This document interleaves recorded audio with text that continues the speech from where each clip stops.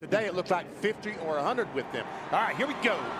Out of turn 4, the pole winner has led the first lap in every Allstate 400, but it's the last lap that matters. Jeff Burton takes them to the green flag. They're racing at Indianapolis Live on NBC.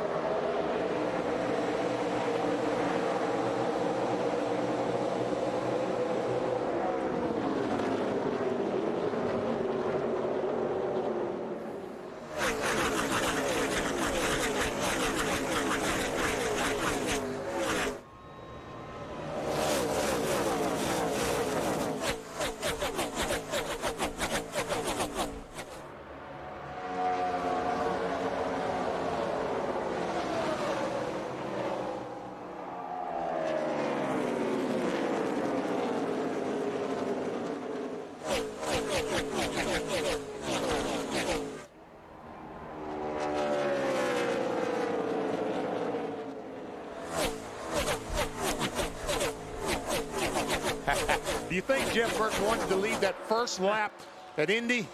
Car owner Richard Childress had both cars on the front row. He told his drivers, race, don't wreck. Here at the beginning of the race, Casey Kane is second. There's Boyer in third, started outside the front row. Kane in the 9, Boyer the 07. And this is one of those tracks, you know, we've talked in the past about the clean air. Being out front is important. This is a tough racetrack where if your car's not handling real well, you get behind another car and you lose the nose of the car. It won't turn. Ooh, Kevin Harvick made a move there with Schrader alongside while Jimmy Johnson takes a position from Boyer. Johnson moves into that third position.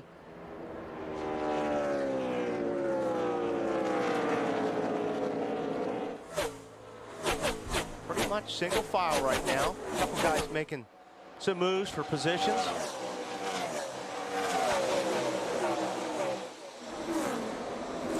Back around the 8th spot, it's Robbie Gordon, Kevin Harvick battling, and they were 3 wide across the start-finish line here.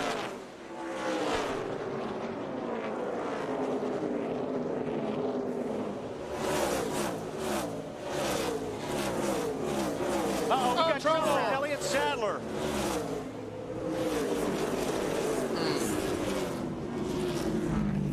Sadler hard into the wall, first caution of the day here at Indianapolis. And his terrible weekend has somehow managed to get worse. Guys, keeps me off. I got to loop the tail getting in it too.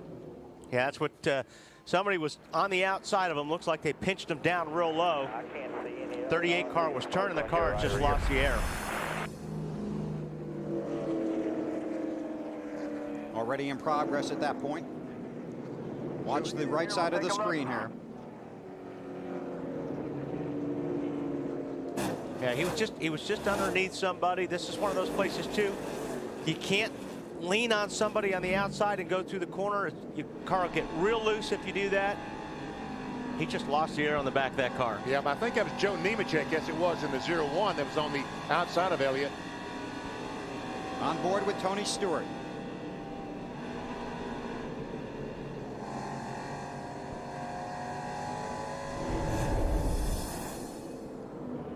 So Elliott Sadler I said, look, you want me to go to the garage? heads back to the garage. I heard him say, do you want me to go to the garage? The answer is yes. Without a doubt. We can't fix that on pit road. He's been very frustrated here this weekend. Certainly not what they were hoping for. Their test didn't go well. Their weekend has not gone well, and their race day ends very early. But one of these cars needs to run all day. I talked to Butch Hilton, one of the crew chiefs this morning. He feels like they might have found something that's going to help them for the rest of the year. So they really need to run 400 miles a day to see if, in fact, it is better. He was pretty optimistic. I talked to him, too, and he was very upbeat. The pits will be open this time, but NASCAR has said no one can take fuel. That's an attempt to control the field because of the competition caution coming up at lap 15. That's right. Cars would go in now, change tires, and put fuel in the car. They would not stop at lap 15. And of course, they can make to lap 40. That might not be a bad plan to stop now, change 4 tires, and try to run to 40 to get some track position. Jeff Burton, the race leader, follows the pace car off of 4.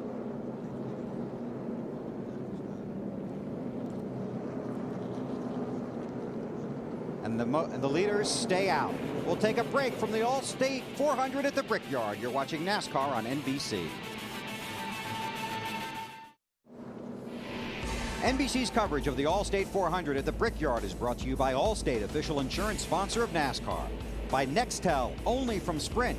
Get closer to the NASCAR Nextel Cup Series with Nextel. By Budweiser, the official beer of NASCAR. This is Budweiser, this is beer. By Sony, the official high-definition television of NASCAR on NBC. And by Ford, bold moves. Field getting the one to go. We check with Marty Snyder. And Bill, what a difference a year makes. Last year, Elliott Sadler had the best car here, the car to beat, and now he's out of it early. What happened? I just got a little loose under the 0-1 getting into turn 2 and just kind of took the air off my spoiler. It's just 100% my fault. Just been a tough weekend. Like you said, last year was so great and promising. This year we've just struggled a little bit, but 100% my fault. I just want to apologize to everybody, Snickers and City Financial and Ford and Ray Bessis and everybody. It's just it's been a tough weekend for us, and thought I was going to be okay, but just when it just came around on me. Earlier this week, Elliott said it was one of the toughest weekends of his entire career, Bill. And it just continues today. All right, Benny, where are we going here? Inside our Home Depot virtual garage, one concern, under the hood temperature is very, very high. This is the fuel pump. The exhaust here turns, it's about 1,100 degrees. Gets the fuel pump here very, very warm. That causes vapor lock. It boils the fuel inside the fuel pump. It happened to Sterling Marlin. Restart just a few laps ago. The car vapor lock, couldn't get it going. Jeff Gordon gets on the inside, goes on to win the Brickyard 400. That can ruin your day. It only takes just a little bit. Just one air bubble going through the carburetor just stops it. And what it does is it stumbles. You know, when you're going to shift, what happens is, you know, you step on the gas and it kind of takes off and it stumbles a little bit, and that's all it takes for the guy behind you to go by. Pass you. That's the commitment cone at the entrance to pit road. Wanted to make sure it was out there. I think somebody missed the to-do list this morning. In the drivers' meeting, they talked about the commitment cones in turn 2. They had some yesterday to keep the cars down from blending up on the racetrack. And yes, NASCAR said, yes, we'll pick those up. But I guess they forgot to put that one down. And there is the commitment cone. And last year it did not make it through the race. So just keep that in mind. It made it under somebody's car. Yes, it did. Went for a ride. Pace car to pit road. Jeff Burton, the race leader, with Casey Kane, Jimmy Johnson, Clint Boyer, and Greg Biffle in the top 5. We're racing again at the Brickyard. And watch the restarts throughout the day.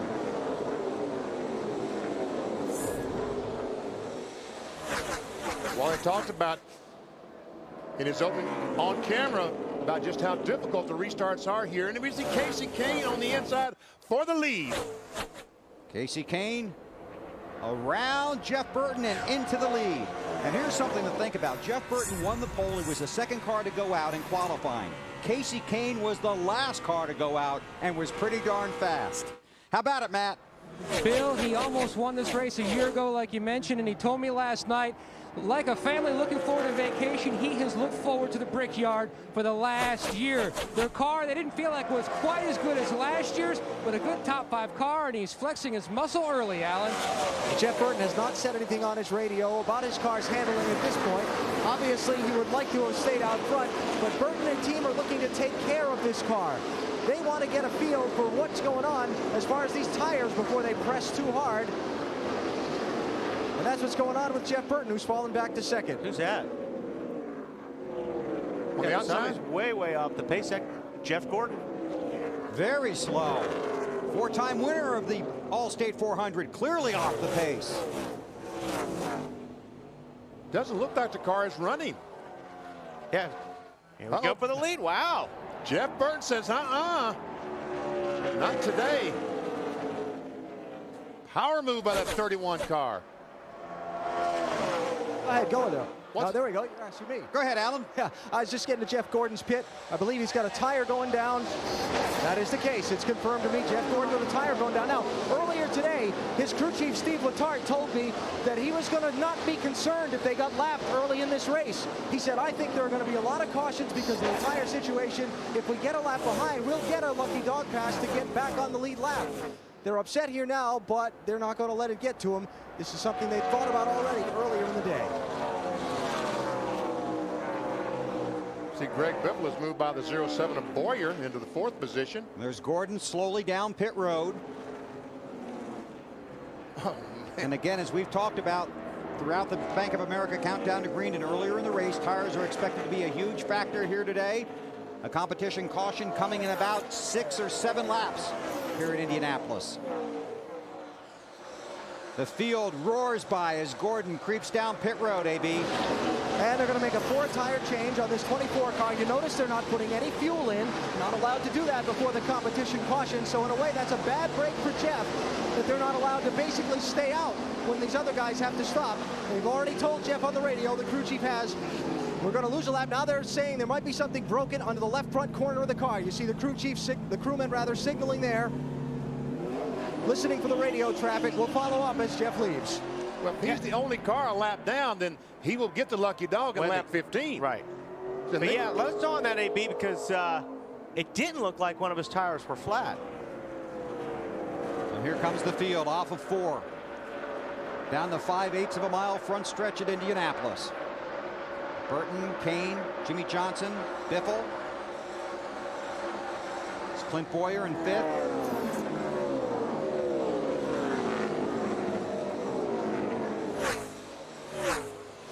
One crew chief told me this morning he had 18 sets of tires. Boyer just taking over 4th spot from Greg Biffle. 400 miles. Marty?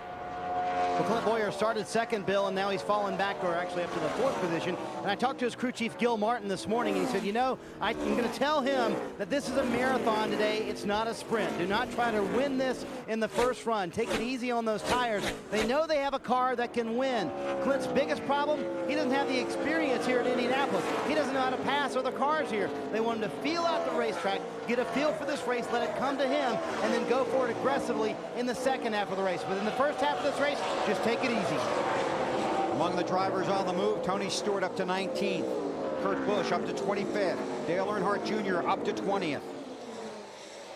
They all started deep in the field. Casey Kane started near the front, staying at the front, Matt. Bill pulling a number of crew chiefs this morning in the garage. They pointed the RCR cars, especially the 31, as the car to beat. Now Casey Kane has dropped back to 2nd, but he is gauging where the 31 of Burton makes his entry and exit, as to how much he is off from Burton. Now they're going to make a small chassis adjustment. The 9 a little on the tight side, AB. Story. That's what it. Go ahead, Alan. The story on Jeff Gordon's car. Sorry, a little chaotic down here, Bill. I'll bet. The story on Jeff Gordon's car was not a flat tire. There's a bolt that is broken that holds the front anti-sway bar in place. That's what appears to be dragging under the car. They're telling Jeff on the radio to hold on until that competition caution comes so they can try and fix it without losing any more laps. And that's just a few laps away. And you can see how that car's rolling. See how the right front is down on the racetrack right now? That's what the car does when you don't have that bar hooked up, and that's not going to be good.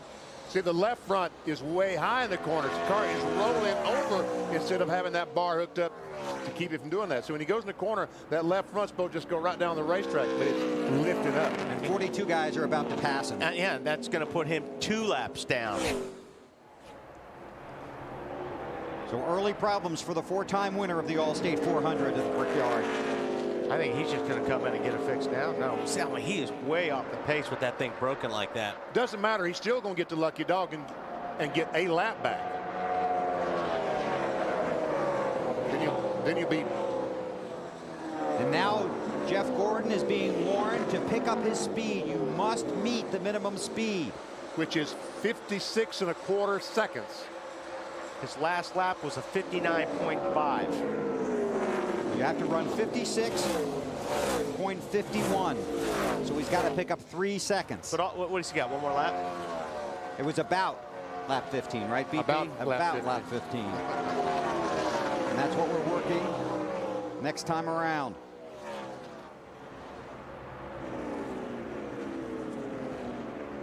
Tony Stewart behind his teammate, Denny Hamlin in the 11.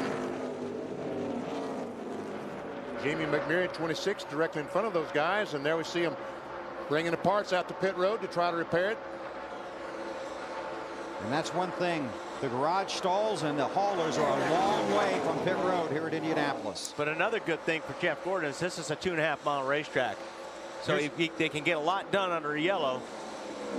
If you were at Bristol or on a 1 mile, right, you may lose some more laps. And that's one thing you had to watch out for, those fast cars coming around a very slow car. The closing rate is tremendous. Did you see J.J. Yaley and Tony Stewart there, or Denny Hamlin and Tony Stewart there? Was Hamlin trying to get out of the way and Tony went the same way? Either that or Denny Hamlin was blocking Tony. No, I don't think that was it. No, I don't think that was it. There's Stewart in that orange 20, Home Depot Chevy. Going by McMurray, taking another spot. That's 15. The next car he has to pass is Carl Edwards in 99.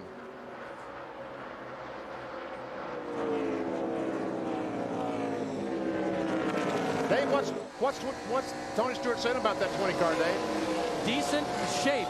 When Tony says we're in decent shape, I think he's pretty confident about his race car, and that was his radio communication back to the crew here. And speaking of that, one of the things these guys experience today is that it's hard to communicate when the car's on the backstretch. They have a small window of time when their radios can hear each other when they come down the front straightaway. On the backstretch, very hard to hear and communicate with your team. And that's been a problem since they started coming here in '94. Well, my guess is caution is out. The caution is out. We'll come back and cover the pit stops. You're watching the Allstate 400 at the Brickyard live on NBC. Working lap 17 at the Brickyard. The caution flag is out. The field coming to pit road under a competition caution because of tire issues here in this race. Down to pit road, here's Dave Burns. And Tony Stewart has been doing what he needs to do. Pass cars on the racetrack, hopefully having a fast pit stop. Air out of the right front tire. He needs the car to turn just a little bit better. Just a little air pressure adjustment on that right front should take care of Tony. Matt. Casey Kane pulls into his pit box. Look for a track bar adjustment. Casey said the only issue he had the car was a tick on the tight side on entry into 1 and turn 3. Track bar adjustment complete. No air pressure changes for the 9. AB. And in the top left box, the leader, Jeff Burton, going to get a 4-tire change. Watch a wrench right there to be spun around. That's a track bar adjustment that controls the position of the rear end housing under the car. Jeff wants help getting his car to turn a little bit better in the center of the corners, and he is going to keep that first position off pit road. Jeff Gordon's team, Jeff Gordon's team is going to bring him in, and they're going to, oh, somebody's got a tire. How about that? Jeff Gordon's team. Look for them to make the tire change on the car and then to go to work trying to fix that sway bar on the car. They're going to try and do it without losing any more laps. There they go underneath the corner of the car. First they have to see if he's ground anything off the parts that were dragging on the racetrack, and then they'll try and get him out without losing any more laps and see what the damage is. Well, you would think they'd ground off something on that right side, don't you, BP? You would think. That thing was really rolling over. Could he feel it if that was happening? Oh, absolutely. So they continue to work on the car of Jeff Gordon on pit road. Among the drivers on the move.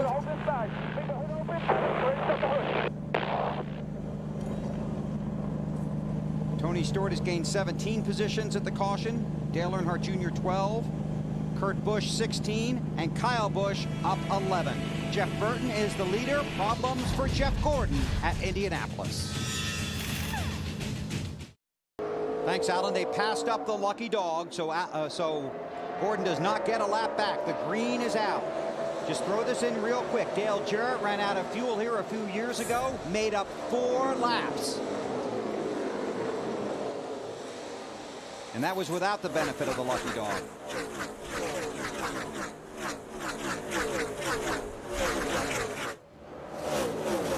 Jeff Gordon has to hope for one thing, that everybody else stays on the lead lap. You know, Jeff Gordon, his winning the Brickyard 400 is one concern, but his biggest concern right now is making the top 10 in the chase for the NASCAR Nextel Cup. That's right. I was looking over at the board over there, BP, and he's got a lot of cars he needs to pass today. He's out. Right now he's showing an 11th position.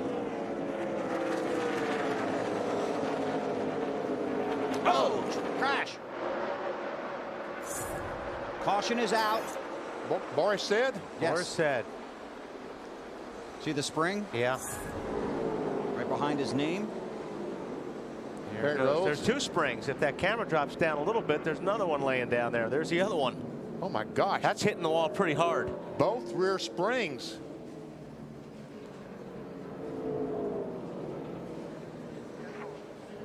Boris, the veteran road racer.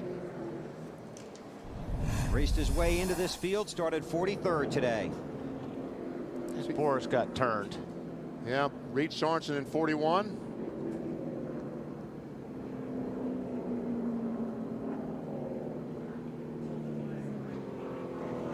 Well, Reed Sorensen about wrecked twice there, didn't he? He sure did.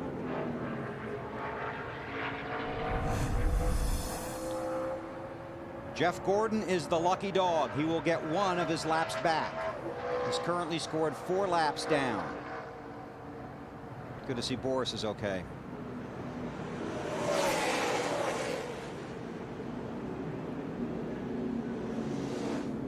Pit road will be open this time. Marty, what are you working on? Well, Bill, after the last caution, as soon as the green flag came out, Kurt Busch came on the radio, asked his team, did you get all the lug nuts tight? He said the left front has a big vibration. He wasn't sure if it was the brakes or lug nuts, but just to be safe, they're going to come to pit road, see if it was indeed lug nuts. If that is the case, that's actually good. The caution, a great benefit for these guys. They can get these changed under yellow. We'll keep an eye on the 2-car of Kurt Busch and take a break from the Allstate 400 at the Brickyard, where Jeff Burton leads Jimmy Johnson and Casey Kane. Here are our Chevy drivers to watch in the Brickyard 400 this afternoon. You can see they've had some success in 2006. Jimmy Johnson, the leader, with 3 wins. Jeff Gordon has a long way to come back. And Denny Hamlin's 2 wins, both coming at Pocono, and of course Stewart won here a year ago. Matt on tires. Bill, before that competition caution, a lot of anxious crew chiefs up and down pit road. Now these are the tires that came off, specifically the right front off Casey Kane's car. You can see a small little isolated incident down into the radio, but really talking to crew chiefs up and down pit road, things seem fairly clean. So that's good news for teams concerning tire wear. Marty? Matt, for Kurt Busch, it was good news. It was a loose right front tire. They got to change that under caution. But now the problem is he's got to work his way back through the field once again. But obviously he had a fast car the first time. He should be able to do it again. At least they hope so. Thanks, guys. Big day of sports here on NBC. The Allstate 400 at the Brickyard this afternoon. And tonight, the NFL returns to NBC. Al and John will have the Hall of Fame game. The Raiders and the Eagles. That's 8 Eastern time tonight, right here on NBC. Look at all the people. Love coming to Indianapolis. There's Jeff Green's car, and he's got a passenger on the side. Randy Moss. See him in action tonight. See everybody in action right now. Green flag is out.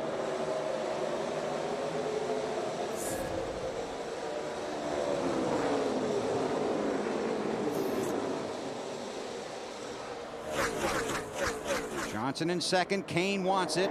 Casey Kane in the 9. Jimmy Johnson the 48. And I'll tell you what, Kane's car, he can get down low in those corners. And a lot of the guys you see drift up a little bit, but that 9 car is glued to the bottom of the racetrack. And if he can, that's how you pass cars here in Indianapolis. Guy can slide up a little bit. If you can keep your car down right on that white line or below it, you're going to pass a lot of cars. And he has a 2nd place finish here from a year ago, Kane does, and a 4th place from 2 years ago. And in both those races, the car basically did the same thing. Exactly the same thing. That it looks like that left front is just glued to the racetrack. Last year, I was impressed with Casey Kane. He could run higher up in that 2nd group better than about any other driver here. Well, it was one of the best battles of the year, Kane and Stewart, right here at Indianapolis. And one of the most fun. See Matt Kenseth, the 17 car. Everyone talks about being fast. He's by the 18. And Harvick takes a spot away from Boyer in the 07 car. Okay, let's get an update on the 24 from Allen. With his crew chief, Steve Letarte. What broke? It appears somehow the sway bar arm came off the sway bar, but we got it repaired. Jeff did a spectacular job, only losing a couple laps, and a little bit of luck here. We're going to be right back in it. Is it 100% repaired? Good as new. Thanks, Steve. And Jeff Gordon has scored 2 laps down. The lucky dog basically gave him a lap and a half back.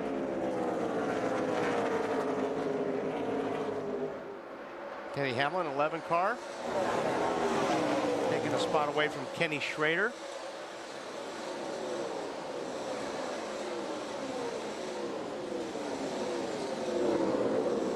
And there is Gordon. Car looks a little different this week. DuPont selling an aftermarket paint product called Hot Hues. Same paint scheme he ran at California earlier in the year.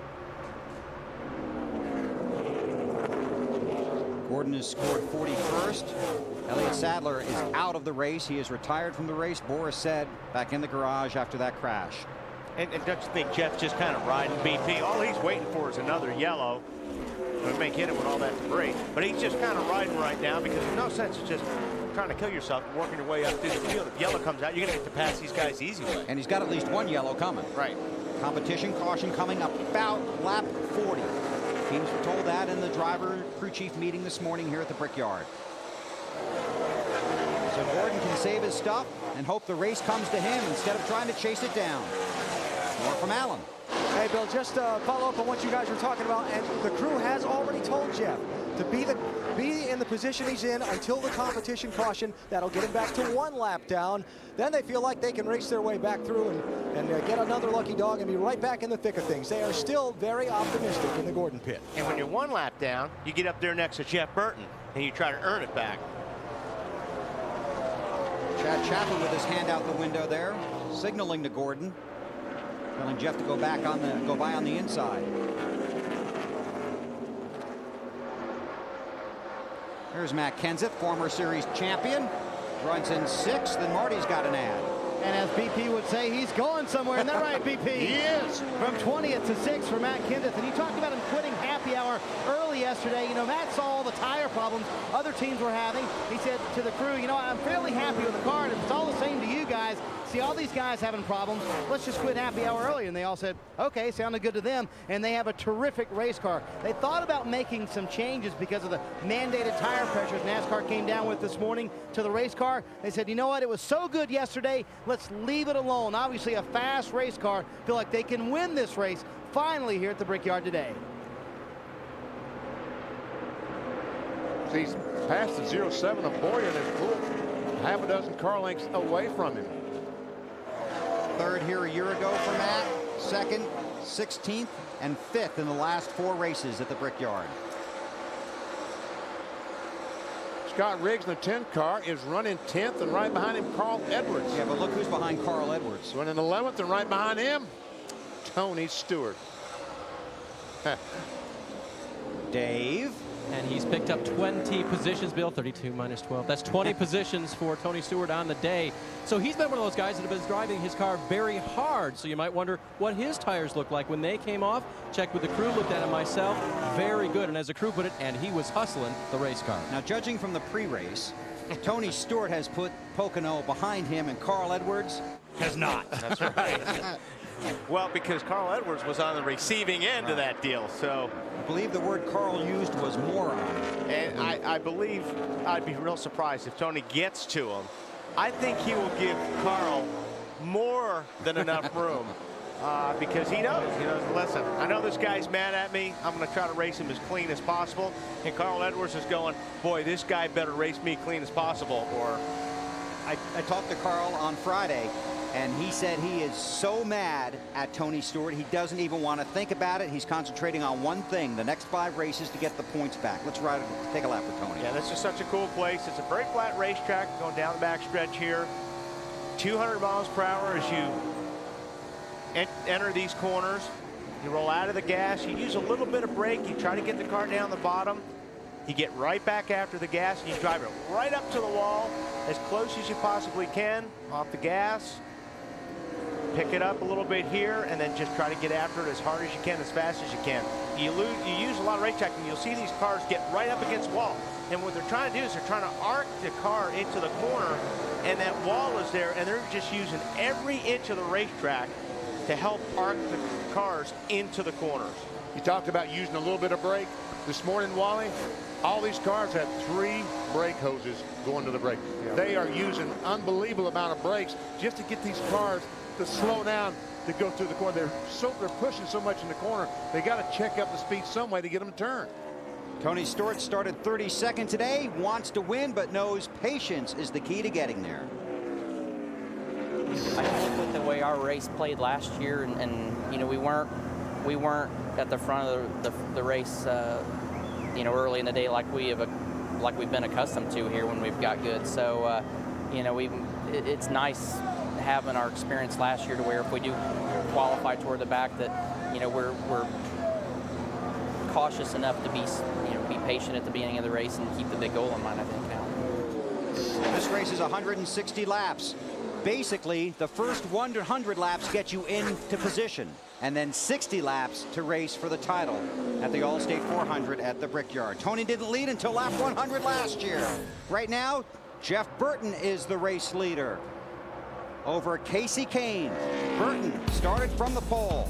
Up front, plans to stay there. Very fast chassis setup in yesterday's final practice, but he wasn't sure how confident to be in it because they were so awful all weekend. 7th to 4th, so far, so good. And Kevin Harvick very quietly running in the top 5. Harvick, the 2003 winner of this event, feels he has a very strong car. He knows what it takes to get to victory lane here. Could he join the list of multiple winners today? Marty?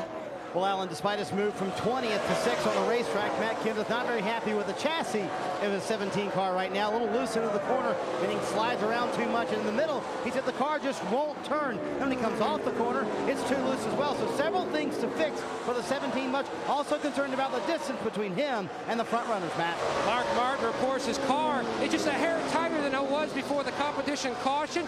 Not sure exactly what he wants to make changes now to try to loosen it up, but the car much better than it was in practice. He needs a maximum point cut a day, Marty. He hasn't had a top 5 finish since May.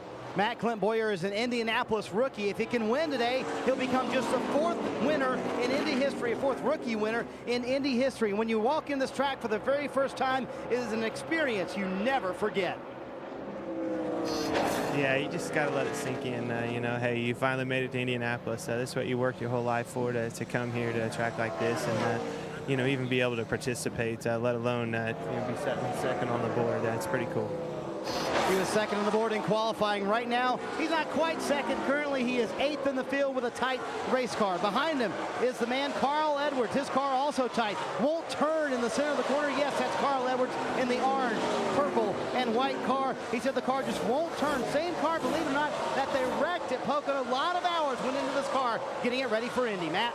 J.J. Yaley will tell you he probably has more experience here at Indy than any other racetrack.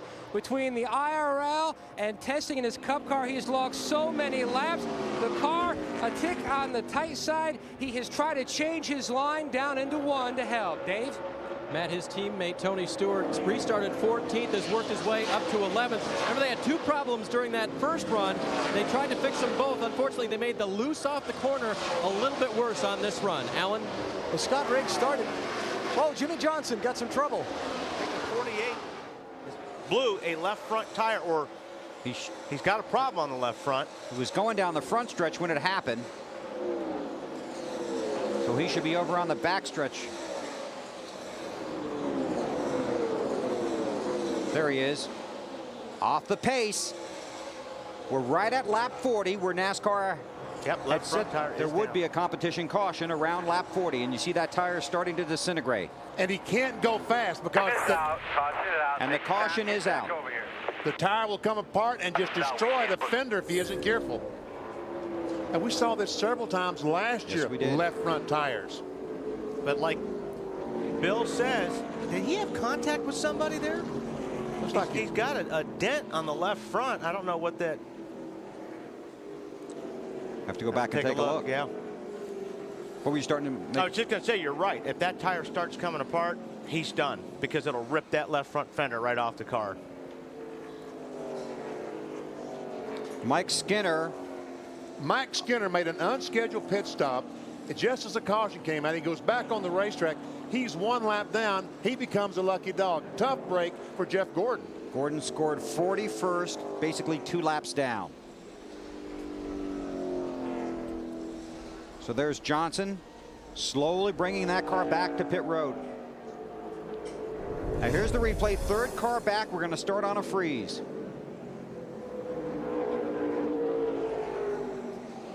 We see him going to the inside. Yeah, he knows something's up right there. You can see the left front fender is already dragging the racetrack. So it doesn't look like he made any contact. It looks like the tire just went down. He has not had a lot of luck here at Indianapolis. Remember the hard hit he took in this race 1 year ago.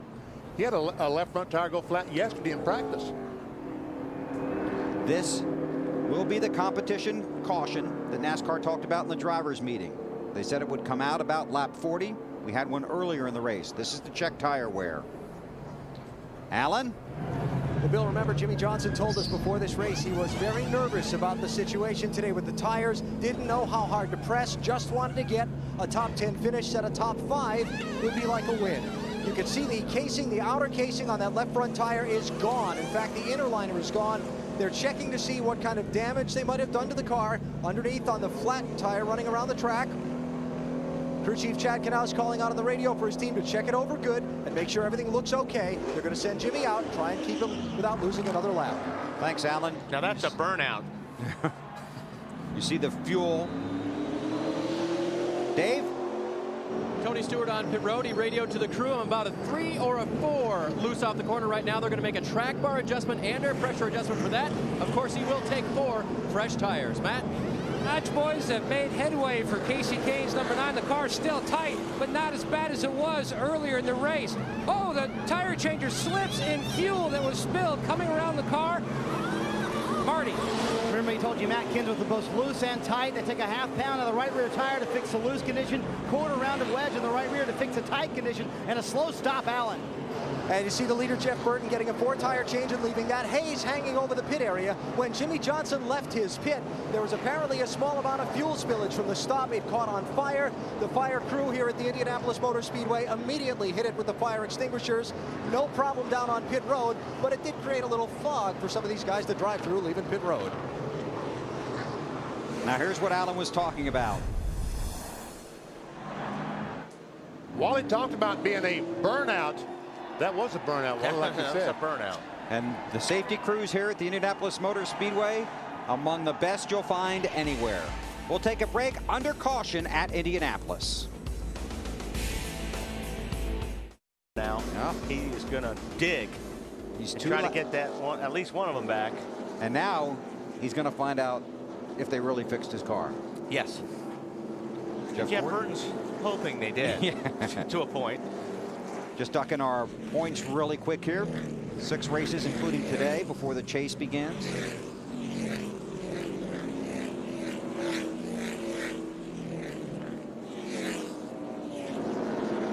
That's how we started today in the points. And they'll change throughout the day. So Gordon 2 laps down on the inside. Jeff Burton, the race leader. He's led 41 of the 43 laps.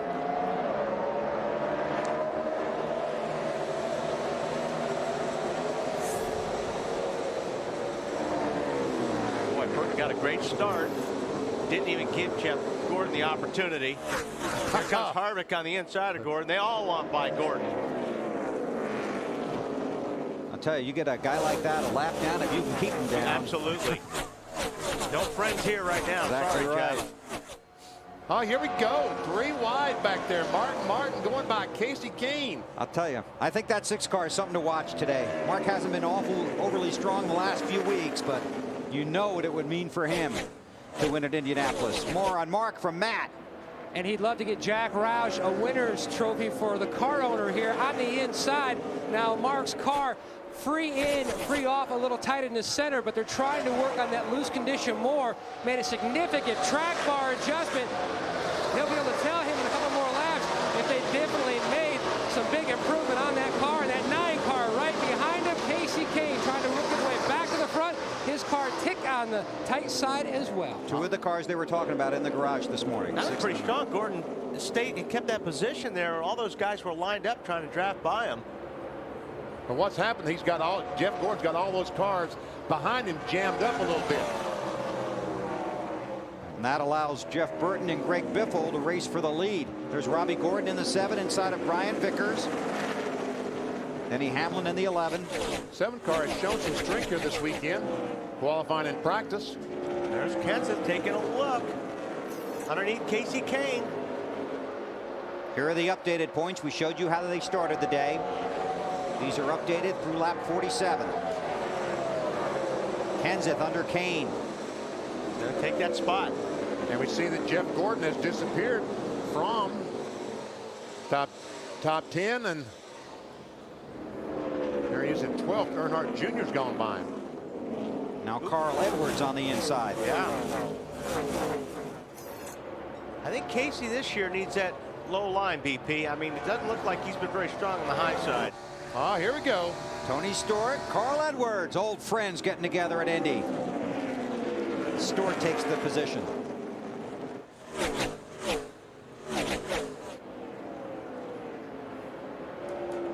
Carl just started to drive harder a few seconds ago.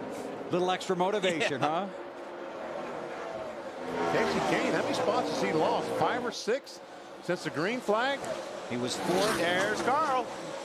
I didn't think he was just going to let that go by. I'm sorry, but Marty, you watching this? Oh, yeah, just a little fun between a couple old friends, right, guys? Yes, sir. They're having some fun. Carl's car's extremely hard to turn, but I think he was driving harder than he ever had that entire time he was trying to pass Tony. So that makes the car usually a little bit tighter the harder you drive it, doesn't it, Wally? it just got easier to turn, I think. But it's a mile per hour here. 197.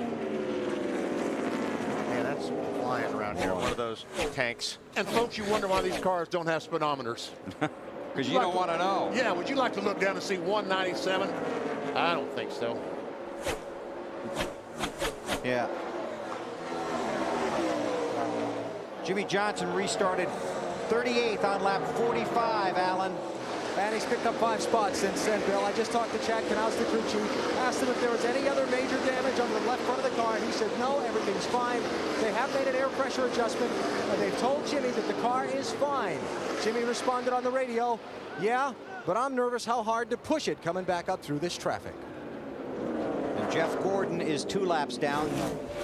No cars are a single lap down, so if the caution did come out, Gordon would be the lucky dog. Problem earlier in the race put Gordon 3 laps down. And whenever you have a tire, when there is a tire issue or a track issue or whatever, people are having tires go down. Driver starts thinking about that, you know, especially as that when he hit the wall last year of a tire going down. You know, that just starts playing in the back of your mind. You just start thinking about it, going, man, maybe I don't need to be as aggressive on this steering wheel right now, because I don't want another tire blow. And he saw what happened yesterday when Kurt Busch blew that left front tire. He took the wall and just killed that 2 car. More from Allen. Hey, just to follow on this discussion, I talked with Jimmy Johnson about this very topic, about this race, the tire situation, and so on, when we were riding around in the pickup truck during Bank of America Countdown to Green. He told me being the championship leader makes him especially nervous about this situation today. He knows he's got a race to work with, but he doesn't want to have a bad finish and fall back into the clutches of that big pile of drivers in points from 3rd on down. He knows their place in the chase is not clinched yet. He doesn't want to give a lot of ground up here today. Yeah, and it's not like, oh, he's afraid of hitting the wall. I mean, you know, that's not it. He's afraid of hurting the car, and he's afraid to lose those points. Right. You know, and it's not like, you know, he's lost any bravery here. He's just trying to be smart and get a finish at it.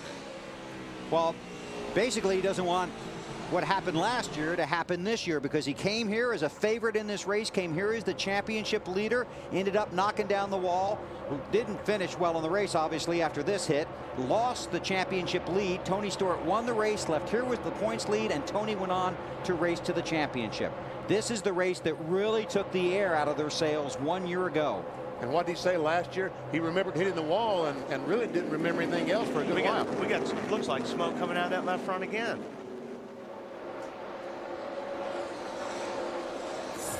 Man, it looked like I saw smoke coming out of there. But we are being told that there is a possible tire rub on the 48. We'll keep an eye on that. 52 laps are in the book at the Indianapolis Motor Speedway. Jeff Burton leads Greg Biffle, Kevin Harvick, Mark Martin, and Matt Kenseth. It looks like he ran in the back of someone that might have knocked that fender in on the tire. When he hits brakes, it goes down and rubs that left front tire. Yeah, because we saw that when they were in the pits, and there was a little bit of a damage, a little bit of a crinkle on that left front of the nose. Doesn't take much. They run these bodies so close to these tires now. Goes around Tony Raines in the DLP Chevy. Troy Aikman and Roger Staubach. A little wave out the window, getting some air in there. Rains is. We'll race today and then watch the Hall of Fame game tonight right here on NBC. This is a little deep in the field. Let's take you up front, go through the field. Allen has race leader Jeff Burton. Well, Bill, so far, pretty flawless day for Jeff Burton in that 31, taking advantage of winning pole position to keep clean air on the nose of that car and keep it out in front. Still going back and forth with his crew chief on how to continue to make this car better. Greg Biffle up to second place. His crew chief Doug Richard told me this morning they were going to play defense today, protect their place in the championship. What's the best defense? A good offense, like win the race and get the most points. Kevin Harvick has run from 10th to 3rd in the opening laps of this race. Kevin doesn't say much on the radio when things are going well. It's been pretty quiet on the 29 team's radio so far today. Matt? Mark Martin, the 6, almost won this race back in 1998, trying to close in on the 29 of Harvick. We got a caution on the racetrack. Caution is out, Matt. You're correct. Good news for, some damage in that Mayfield. We'll wait to get it officially, but Jeff Gordon should be the lucky dog here. They get one of his 2 laps back. And I was watching the screen right before that yellow came out, and Jeff Gordon was about in the top 3 as far as lap times.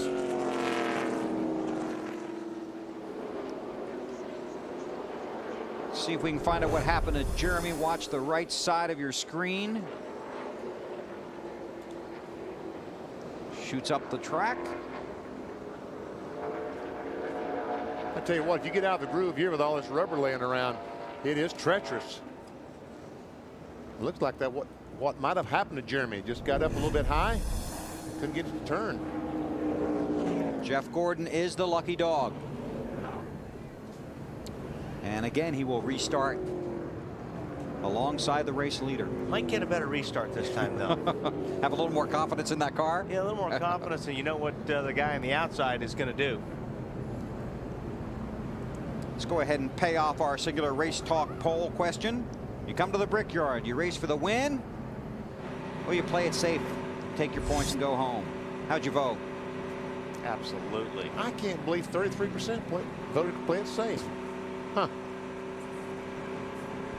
I figured that would be a 90 to 10. I did too. Which way did you go? Well, I gambled for the win. That's what you said in the beginning of the show. So they show the prize money before we ask that question.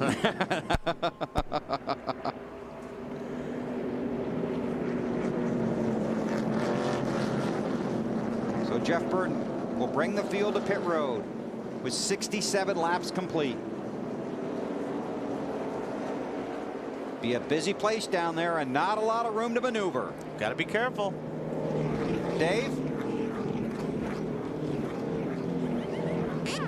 Tony Stewart again making his way down pit road. They did make some improvement on that last run. Tony complaining that the car is loose in the center, means it wants to spin out, but it's not as bad as it was. They're going to make a wedge and air pressure adjustment. Matt? Mark Martin just a touch on the free side. Look for just 1/8 of an inch chassis adjustment. They just got the wrench in the window. No air pressure changes for Martin. Marty? Matt Carl Edwards running 4th in right now, and they said the car just way too tight. They're kind of resolved to the fact they're going to be tied all day long. Quarter down on the right rear wedge bolt. Allen? Going to be a 4-tire change for Jeff Burton. They're going to undo a 0.2 of a pound air pressure adjustment they made on the last stop. 0.2 of a pound went too far. Burton will not be first off pit road this time. Evidently, Ryan Vickers in that 25 car has decided to do a little strategizing. My guess is that's fuel only or 2 tires. Our guys will check on it. We'll find out. By the way, you brought up the purse. Today is only $9.3 million on the line here at Indy. Great opportunity. Biffle loses the spot to his teammate Matt Kenseth. Here comes Mark Martin driving by.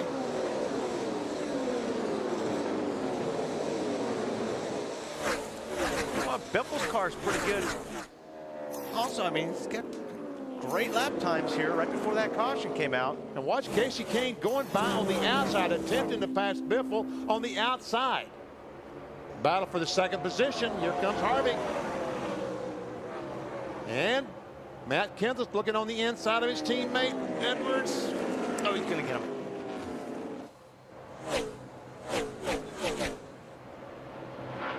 Dave, more on Vickers?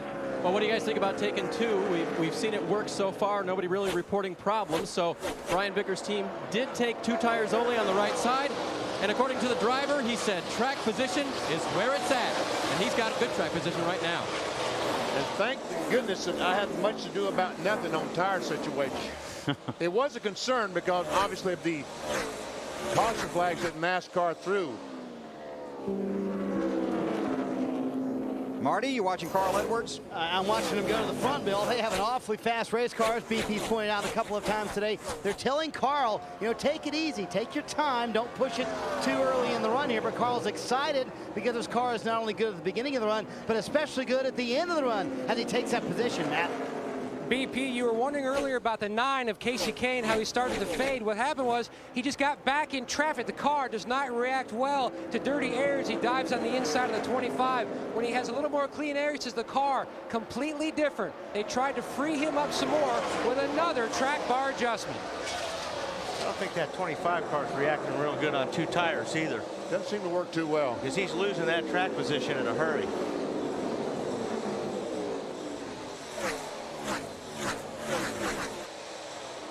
Just to update Tony Stewart, he currently runs in the 29th position after the problem on pit road. Biffle takes that spot back from Casey Kane. Vickers losing another spot to Denny Hamlin, the 11, and maybe even J.J. Yaley. So next time you stop, you want 2 tires or 4 tires? I mean, it was a good gamble. You got to see if it's going to work out. But obviously, I mean, like I said, you're losing a lot of track position every lap here.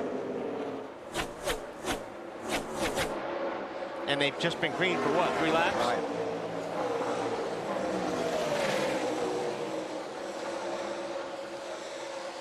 Robbie Gordon on the move. Oh, got the corner just a little bit too hard there. Did the 7 car. Matt, you working Robbie's pit? Well, he's been loose most of the day, Bill. They've tried different adjustments to tighten him up. The car, though, having a very solid run. This is going to be a great stretch, Robbie thinks, the next 4 weeks. All places that he feels this team can not only score top 10s, but contend for some wins. Well, I would almost guarantee next week at Watkins Glen that he will be a contender in his 7 car. The thing about watching Robbie at Indianapolis, you have to watch almost with one eye closed because the luck he's had, you just don't know when it's going to land on him. Up to the 7th spot. He's one of the many drivers with really strong ties to the Indianapolis Motor Speedway. Got some more, Matt? Well, Bill, he'll tell you the biggest heartbreak of all back in 1999. Coming to the white flag in Indianapolis 500, he ran out of fuel. He's had similar luck in the Cup car, but he feels like the luck, like you mentioned, maybe is changing. For his sake, you hope so. Scott Riggs in the 10, Clint Boyer in the 07. There's Kurt Busch right behind him. Busch in the backup car, Marty. And here he comes again, Bill. They've come from the back twice today, and Kurt is doing his best job of trying to be patient coming up to the field. And couple that with the fact that he's had an extremely tight race car. It's been hard to turn in the corners. They've made several adjustments on all their stops, and yet he still continues to work his way back up to the field on this run from 38th to 17th. Dave? As far as Dale Earnhardt Jr. goes, his car has been very, very tight, and he's been wanting it looser and looser. Now, his cousin, Tony Eury Jr., is the crew chief on that car in a way that you can only talk to your cousin. Junior radioed in before the last pit stop. Is it loose enough? Come on, get to it. So Tony Jr. put 4 rounds up on that track bar to try to loosen that thing up for Junior. 4 rounds. Jeff Burton continues to lead here at Indianapolis. We'll take a break. When we come back, we'll take you through the field in the Allstate 400 at the Brickyard. At the top up there, and you still can't see the whole track from up there either. But it is a spectacular place. And you have to think how happy Richard Childress is today and where his cars are on the track and in the points after they have struggled for so long to get back to the top. And Richard has not been afraid to make changes. And I'll tell you what, Carl Edwards is coming. I think Harvick looked up in the mirror and said, you know what, I better get going. Well, we better get going too. Through the field, starting with the race leader, Jeff Burton. Here's Alan. You know, Jeff Burton was very quick yesterday in a press conference here at the racetrack, Bill, to credit Richard Childress for wholesale changes through his team. Brought in new people in the engine department, the engineering department, the chassis building department, the aerodynamicist. As Kevin Harvick goes through for the lead, Burton says Richard Childress still has the fire to win races and championships. I just finished talking to Todd Derrier, Kevin Harvick's crew chief, a moment ago. He said everything is going fine, and he really wasn't sure how hard Kevin was pushing it. He thought Kevin might have been holding back a little bit, trying to save some tires for later. Mark? Alan, the RCR teammates have a Roush duo coming behind them. Carl Edwards with a fast race car. And yesterday they said this car was, quote, terrible. Today they threw everything at it, changed almost the entire setup. Now they're in third. The car very good, trying to get around Jeff Burton. His teammate Matt Kenseth maybe a little bit better at the end of the run than the 99, but Matt came on the radio a moment ago, told the guys, this is the best set of tires we've had all day long. For the end of the race, I want another set, just like this one, Matt. Owner Jack Roush has to be pleased with the fact that all 5 teams are running in the top 10. Mark Martin not pleased with his race car, though. He says that small chassis adjustment has now made the car swing back to the other side. Now it's just way too tight, Alan. Greg Biffle had a little trouble on that last restart, dropped him back to 8th spot. Not sure if it was just air pressure that didn't agree with his car's handling or what, but he's back on track now. He's moved back up to 6th position, and Biffle trying to get back toward the front. Matt? Casey Kane has 2 starts in the Brickyard 400. He has finished 2nd and 4th. He has said for the last year he continues to replay last year's race over and over in his mind. He said today it's not about the chase at the end of the year. It's all about winning this race. A lot of things dictate how the finish is here, and we're going for the win. I mean, that's all I'm here for, is to win the Allstate 400, and points will come. Hopefully we'd make the right decision in that situation. But yeah, we're going for the win. The decision on pit road was to try to free the race car up. Went up on the track bar. He says it has helped, but he still has that issue, Marty, with dirty air. Matt Denny Hamlin has a race car he knows can make it to victory lane. It's raced twice this year and won both races at Pocono, but there's a problem developing on the 11 car. They say it's starting to vapor lock going into turns 1 and 3. When Denny hits the gas, there's no response. It takes a little while, but it does come in. Lap times look good, though, Alan. A season that has been mostly mediocre for Jamie McMurray in that 26th car, looking good today here at Indy. He's picked his way up from 18th starting spot, now into the top 10 in 9th place, very slowly but steadily working his way toward the front. And how about the recovery of Jimmy Johnson? Remember when he had the tire go down back earlier at lap 39? He fell all the way to 38th place then. His pit crew got him 5 spots on that last stop. He's gained a few more since the green flag. Johnson back in the top 10. Matt? Back in 1997, J.J. Yaley finished in the top 10 in the Indy 500. Just outside the top 10 running today in the 11th spot. The car has been tight down in turns 1 and then on entry down into turns 3. They've made progress. Meanwhile, the 7, as you see the 18 wiggle back and forth. Meanwhile, the 7 of Robbie Gordon, his car has been loose most of the day. He has come in here with 4 straight top 20 finishes. They had high hopes, especially Marty, after finishing 13th at Pocono. Matty Clint Boyer has struggled with a race car that just will not turn. He said he can't be aggressive with it going into turn 1 in a battle for second. Bill, look at that Carl Edwards go. Around Jeff Burton and into 2nd place. And the crew giving Carl a big hand as he goes down the front straightaway in the 2nd spot. But they're thinking 1 more to go, Carl. Oh, you were right, Wally.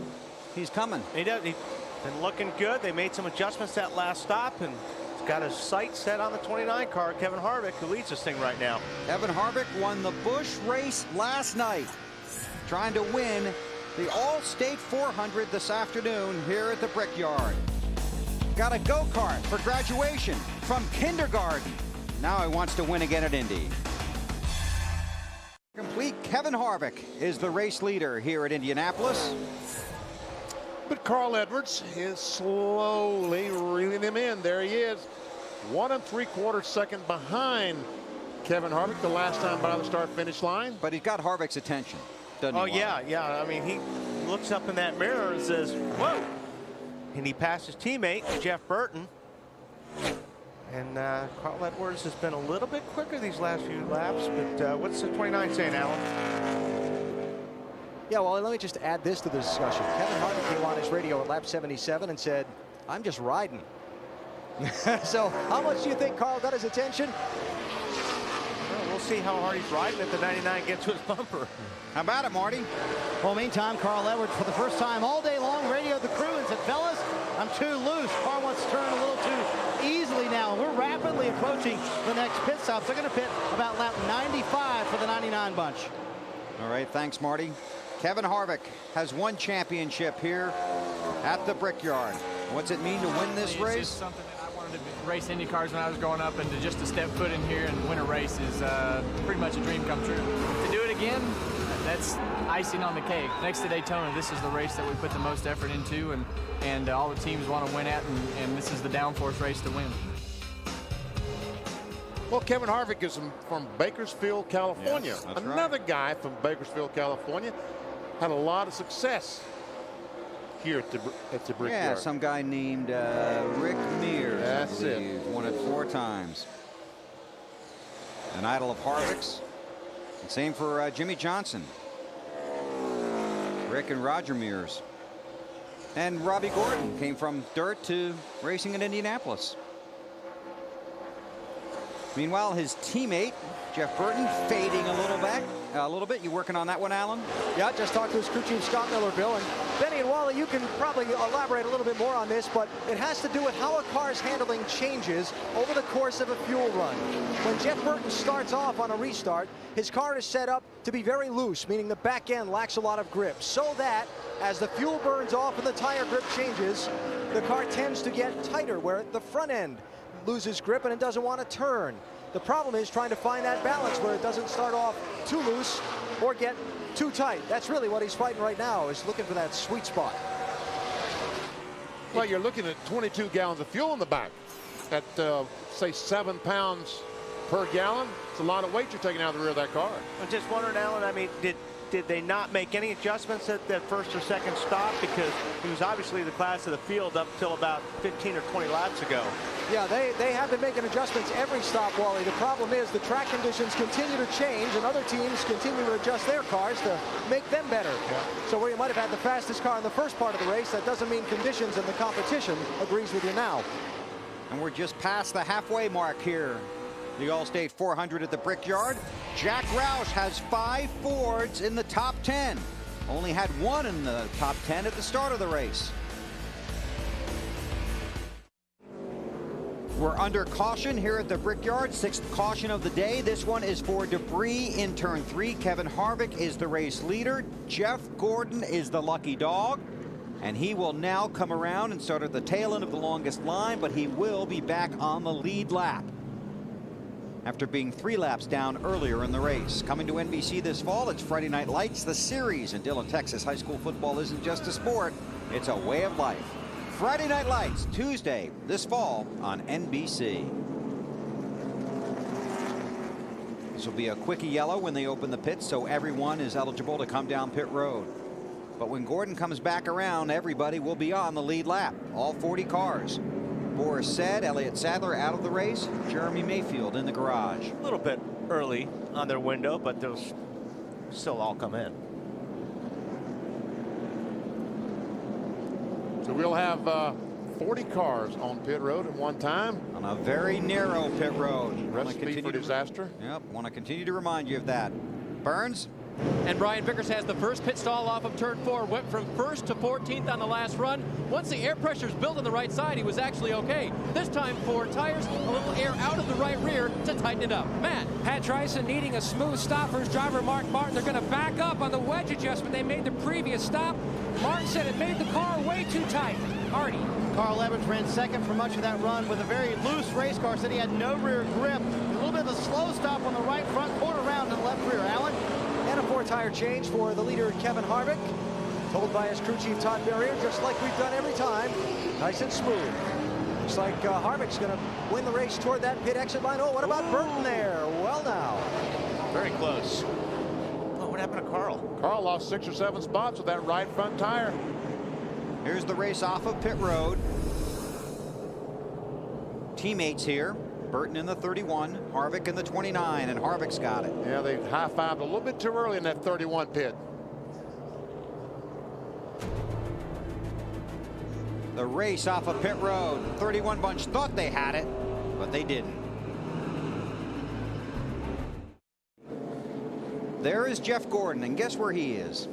On the lead lap. He's still 40th, but every car he passes now is a position.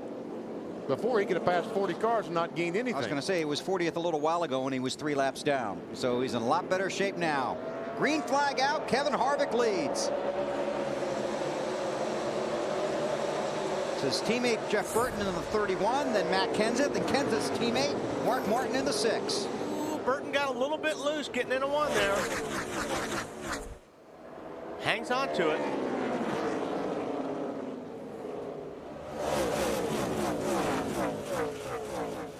Jeremy Mayfield has returned to the race. He's scored 30 laps down in the 41st position. Carl Edwards takes a spot away from Biffle. See Burton going that 31, going for the lead. Kenseth trying to take over that 2nd spot, that 17.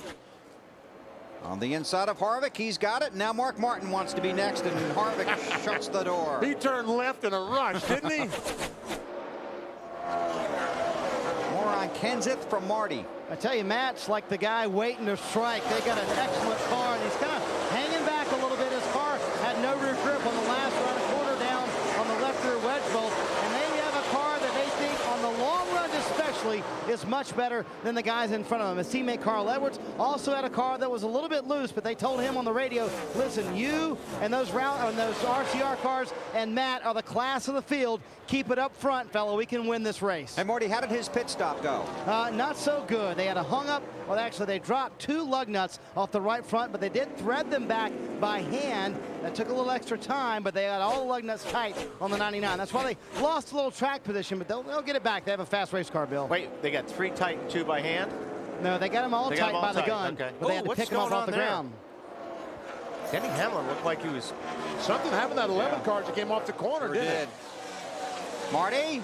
Well, remember, they've had that vapor locking issue all day long. Denny has not said anything on the radio as of yet, but Denny, when they go to hit the gas, especially in 1 and 3 for most of the day, it's like the car would bobble, like the car wouldn't respond when Denny was asking it for the gas. So they've had that problem all afternoon long, and it's been getting worse, too. Yeah, it may not be a vapor lock. It may be just a problem in the carburetor, BP. Maybe like a float problem or adjustment in the carburetor. Could be the float is too low and not getting enough fuel as he goes down the corner when he hits the brake and the front end dips. And some guys are working on that, right? Yes, they are working on that. We see the 48 car trying to stay in front of Carl. Here comes Biffle on the inside. Looks like Jimmy still got that left front tire rubbing the fender. Yeah. But if you just get off the line a little bit and you make a little bit of a mistake, or you just get off the line a foot or two, it just opens the door for somebody else to get underneath, and that's almost what happened to Carl Edwards. More on the biff from Allen. Yeah, remember, he was up as far as 2nd earlier in the race, Bill, and it slipped back as far as 8th. His team went back to their original tire pressures that they started the race with on the left side tires on that last pit stop. Also made an adjustment to the wedge, the crossweight in the car. Basically, Greg said the car wouldn't turn in the corner, and he needed help with that. And boy, has that been a familiar moan on the radio for these drivers here all day. It won't turn, it won't turn. There might be a country song like that, huh, BP? That'd be a good country song. And I think a lot of country fans would understand what we're talking about. Said it won't turn. It's like the 16 car a little bit better than it has been the last 50 miles or so, last 75 miles. Turning better than the 99 right there. Yeah. Got underneath him. Did you talk to those guys in the garage this morning, the 16 bunch? I talked to the crew chief, Doug Richard. They said, is anybody picking the 16 car? I said, nobody is yet. I said, I haven't heard anything. And they said, well, we're going to sneak up on them. Well, Carl lost a spot, and now he's taking it back. I love that. Hamlin in the 11, Casey Kane in the 9. Casey Mears, the 42 car in the top 10 right now. He started 39th. talking about Casey Mears. And he's got himself into the top 10. They're all chasing Jeff Burton again at Indianapolis. You're watching the Allstate 400 at the Brickyard on NBC. 1/8 of a mile. That car looks like it's working pretty good, Benny. Sure does. He's pulled away from Kenseth a little bit. He's running about 0.2 of a second faster than Kenseth now. I know that doesn't sound like a whole lot, but in racing terms, that's a great deal. 0.2 of a second. You probably couldn't convince him of that right now. No, he can still see that 17th. Yes, that's right. Smooth here, isn't it? Very smooth. Places like glass. You hear the throttle working, off the gas, back on it. Even that's smooth. And down the front stretch, surrounded by people.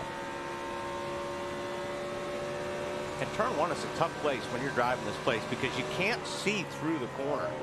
You drive down along the wall and you're almost like picking a spot where you know you got to lift, and then you make the turn because you can't see the corner before you get to it. And he was at about 197 miles an hour. And you're doing that going really fast. You do it 160 times. Turn 3 here is a little bit easier. You can see a little bit across the corner. Not as bad as turn 1. Jeff Burton has led 77 of the 99 laps. The last race Jeff Burton led the most laps was Phoenix. It was October of 2001. That day the winner was Jeff Burton. About that before the restart. Matt? Mark Martin had a great test here. Currently runs in the 4th spot. He is pulled to within 2 seconds of the leaders. He said nothing on the radio. He's just hunkered down trying to reel in his teammate, the 17, for another position. AB? Well, what a rally for Jimmie Johnson. After falling back to 38th with problems earlier, he's all the way back up to 5th. It's been a trademark of this team this season. Jimmie leads the championship entering this race like he has the last couple of summers. And I asked him yesterday how that puts pressure on his team, how he feels about being the point leader now. No, I don't find that it makes me nervous at all. I think leading the championship's been a great drill for the race team.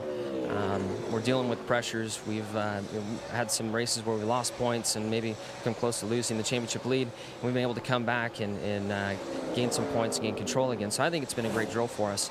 If we have a large lead, if we're fortunate enough to be in that situation going into Loudon and it disappears and it's a 5-point lead, there'll be a whole new set of emotions that come with that, but that's still a long way away from right now. So we just got to stay focused. Until we're mathematically locked in that chase, we're not going to breathe. Keeping the pressure on themselves so they're ready to perform come championship time. That's the thought process for Jimmie Johnson. Matt? Sorry, Marty. That's okay, Alan. Carl Edwards has a race car that just will not turn in the middle of the corners now. Earlier on, it turned a little too well, so they've been on both sides of the fence today. They have finished 39th twice in the last 4 races. And when you ask him about the championship, he'll quickly remind you, my teammate Matt Kenseth made it last year, and he was 17th in the championship standings going into this race. We can make it too. Currently, they are 14th. The 99, or actually the 11 car, Denny Hamlin, chassis-wise, he has to be freed up on the last stop. Radioed the crew early on and said, you know what, guys? You did that. Problem is, the engine problem is not getting any better. In fact, radioed the crew just a moment ago and said it's worse it's been all day long in the last few laps, Alan. Greg Biffle is as far back as he's been all race long in the 8th position. But, as crew chief Doug Richard just told him on the radio, your lap times are as good as the leaders. Problem is, he's got to catch that leader and then try and pass him, Dave. This morning I talked to crew chief Donnie Wingo on the 42 car and said, you know, we had a great Indy test and we've really had a great weekend here. We only ran 2 bad laps. One of them was our qualifying lap. We started 39th today. The car was a little bit tight in the last run. They just adjusted for that. Matt? Rounding out the top 10 is the 18 of J.J. Yaley. That was crew chief Steve Addington and car chief Scott Zippadelli continue to try to tweak the race car's handling. J.J. says the last stop, they made an air pressure adjustment, and it did not help it. It still pushes considerably, Dave. Brian Vickers doesn't have quite the track position he wants, but his last comments were, you know what? We're not too far off from being pretty good. As for the 20 car of Tony Stewart, he said to his guys, please make me tighter through the center of the corner. They made a wedge and an air pressure adjustment to try to help Tony on that last pit stop. Marty?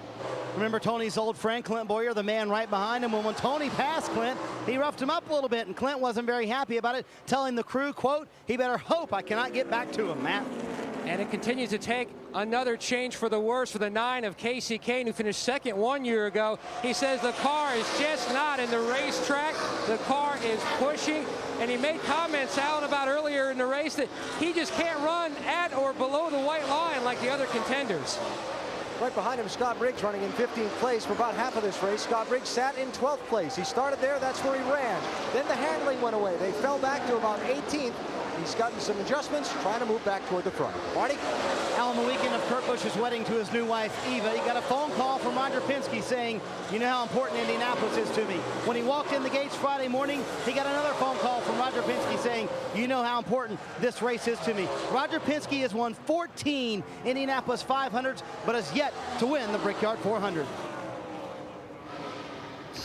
You know, I'm all engulfed in it. It feels incredible to be able to drive for a man such as Roger and his history here and just the prestige of this event. And to come here in May and to see what he had put together and to see Sam Hornish on the pole and win the race, you know, it's an experience where you have to come here and see it. And I'm standing next to him on the pit box. I felt like a 12-year-old kid. And now to be in the car, driving for him in the stock car ranks, it's something very special. And I hope to put it together. And his big emphasis is to do the double. And he's got the one leg already done. Now Ryan and I have to do it this weekend. Remember, Kurt has come to the back of the field twice today, shepherding him almost all the way. Roger Penske, a battle for the lead, Bill. Matt Kenseth trying to take it away from Jeff Burton, and he has it. He's been getting closer. Oh, a little bit loose. Boy, Burton got right on his bumper and got Matt a little bit loose, but Matt he's hanging on. You used to be teammates at Roush Racing. Good run here, though.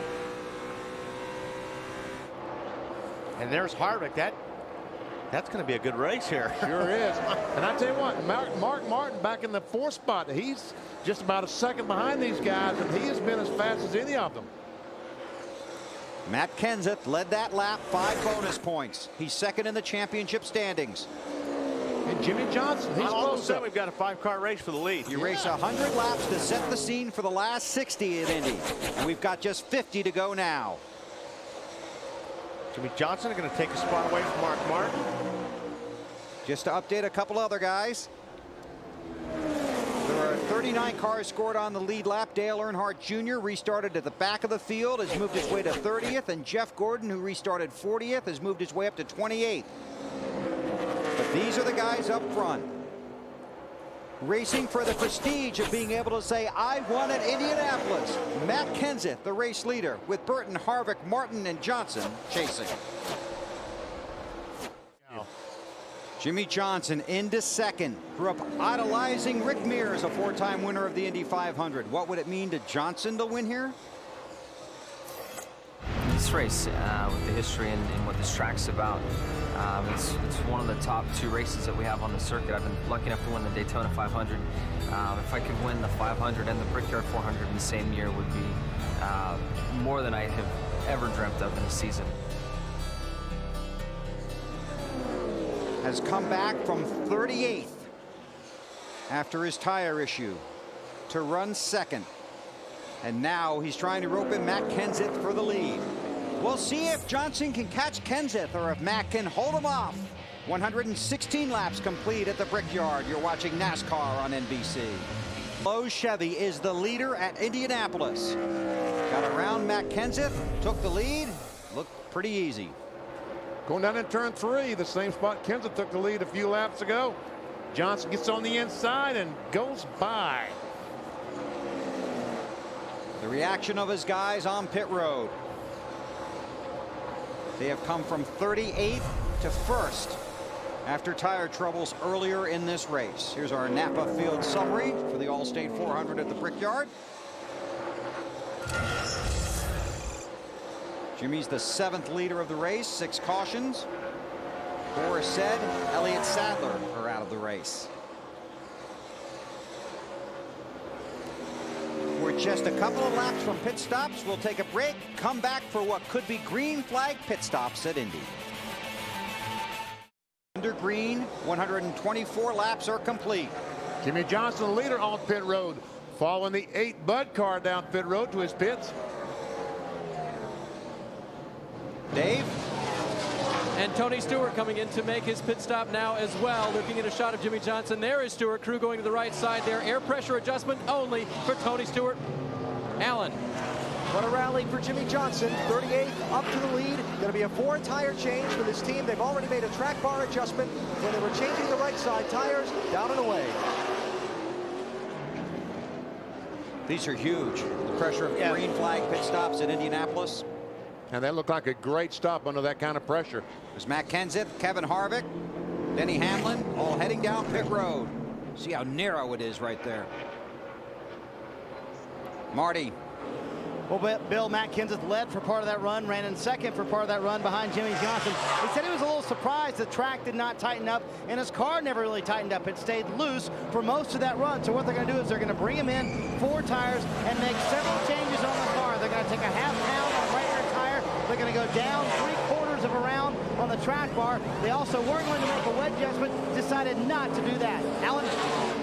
Kevin Harvick pits from second place, 4-tire change for the 29 car as he tries to get the handling back to get him back to the lead in this final run of the race.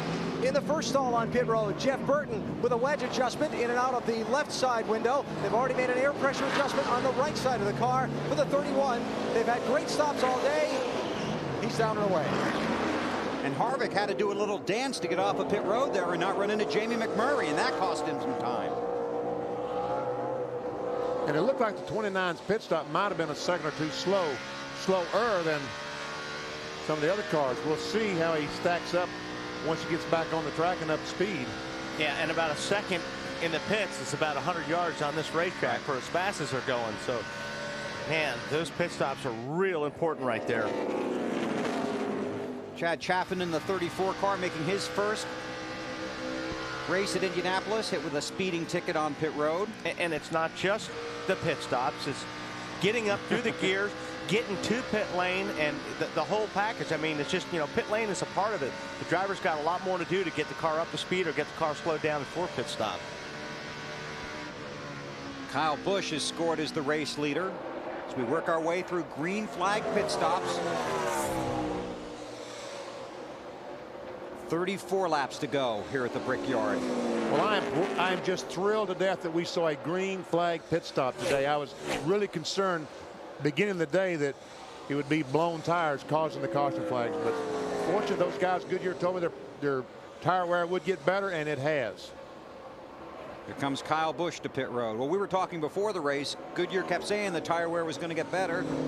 We were waiting, and it has. Finally, it did.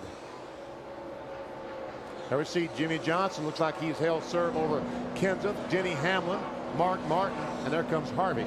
As we cycle through this, I can tell you that Jimmy Johnson has about a 2-second lead over Matt Kenseth.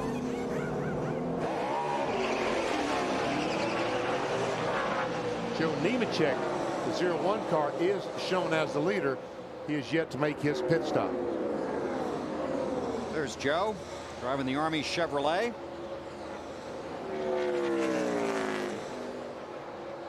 And when he comes to pit road, it will cycle back to Jimmy Johnson, Matt Kenseth battling for the lead. Just over 30 laps to go here at the Brickyard in Indianapolis with the Allstate 400 on the line.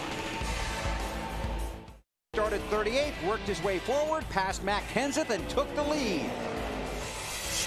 Our DLP race recap. And still has the lead, although it is shrinking, or has been shrinking just a little bit. It's now a 2.25 seconds over Kenseth. Then Denny Hamlin, Mark Martin, Kevin Harvick, the top 5. Johnson had never led a lap here until today. Was 38th last year, 36th the year before that, 18th in 03, and has one top 10, a 9th back in 2002. An update on Mark Martin from Matt Yoder. Bill, he started the day full of optimism, but 3 laps ago he came on the radio and said, I have a vibration. Did you get all the lugs tight? They looked at the film from their pit stop. Pat Tryson assured him he should be okay. Mark says, well, I have a shimmy. Not good news for the 6. No, when that happens, you start thinking about the vibration as much as you do your line or Yeah, and you're waiting to see if it gets worse. If it gets worse, then it's a loose wheel. Marty on second and third place. Yeah, we're talking about Denny Hamlin and Matt Kenseth. Now, Denny Hamlin, chassis-wise, has been excellent. And for the meantime, the engine problem seems to have gone away on the 11 car. When the engine problem is gone, in other words, they've had a problem with the car bobbling when Denny hits the gas. When that's gone, the chassis-wise, they're perfect. Matt Kenseth in front of him, very good on the long runs. They're fairly confident they can catch the 48 car. Question is whether or not they can get around them, Alan. When those pit stops for the leader, Jimmy Johnson, came with 36 laps to go, I asked his crew chief, Chad Canales, are you good to the finish on fuel? He said, yes. I said, impressive comeback. And he looked at me and he said, it's not done yet. Matt? Bill, Mark Martin just came on the radio and said, we have a loose wheel. Get ready. I should be hitting pit road. The 6 guys are up on the wall waiting for him. At this juncture, more than likely going to go 2 tires. He passed by the pit, but the guys are holding station waiting for him to hit pit road. And while we focused on how big it is to win at the Brickyard, this could be huge for Mark Martin. 5th in the championship standings, but it is so tightly bunched in there. If he is to fall out here or fall back, it will cost him a tremendous amount of points. Update a couple other guys. Jeff Gordon runs in the 22nd spot after the issues he had earlier in the race. He's made up 3 laps, is on the lead lap button 22nd. Dale Earnhardt Jr. runs 30th. There's the 6 of Mark Martin. We'll see if he rides by the entrance to pit road one more time. He's hoping. He's hoping it'll go away. But if it is vibrating, and it is a loose wheel, it won't go away.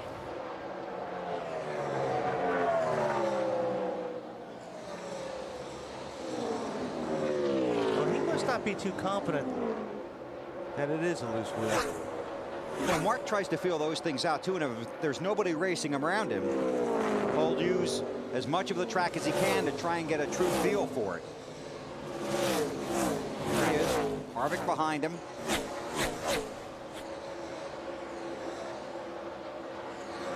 That steering wheel vibrate, or what do you? Oh yeah, you can feel it. It really starts shaking through the steering wheel. When it gets looser and looser, I mean, the whole car just shakes.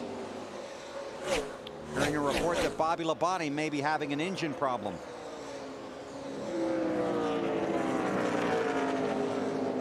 There we see him slow. NASCAR checking the track for debris.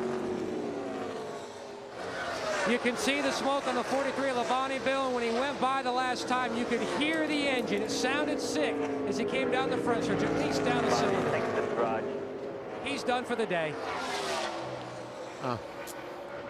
Former winner of the Brickyard 400 heads for the garage. 24 laps to go. We'll take our final green flag break right here. Then if it stays green, we'll take you to the checkers at Indianapolis. Jimmy Johnson is the race leader. Bam! Oh, he was fantastic. And you know, when they throw a play, he knows where every defensive player is going to be. Offensive player, I don't know how he does that. A lot of homework. Look forward to listening to those guys tonight right here on NBC. Jimmy Johnson, the race leader at Indianapolis.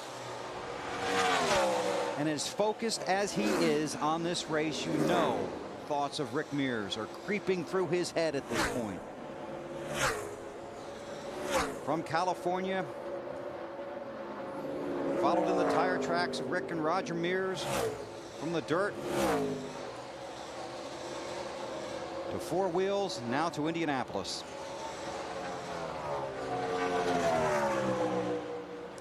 And I guess everyone is good to go on fuel. We're going to find out. Yeah. It's going to be close. It's going to be close for probably some of them. The 48 car should not be an issue. How about that tire rub? He's had it all day. Yeah. So obviously it's not a concern, or it would have been. It would have cut that tire a lot earlier. Alan? Just to give positive answers to things that you guys were just wondering about. Yes, fuel is good to the finish on the 48 car. And no, they do not appear the least bit concerned about that tire rub. This really has been a remarkable rally for this race team. Think about the luck that goes into winning one of these races, Benny and Wally. When a tire comes apart like it did on Jimmy Johnson back at lap 30. Well, yellow lights are on there. What's going on, guys? Debris, turn 3. Caution for debris. That's going to make Carl Edwards very happy, because Carl Edwards has been the fastest car on the track the last 10 laps. And it just erased that 3-second gap between him and Jimmy Johnson. Now with 19 laps to go, 18 laps to go, we're going to see some strategy. We're going to see right sides. We're going to see 4. Maybe someone stay out. Yes. Somebody will stay out. We're going to see, and whatever the 48 does, everybody will do the opposite. Well, it was last night in the Busch race, right? Yeah. When was it Hamlin that stayed out? Yeah. And everybody else did the opposite. Yeah.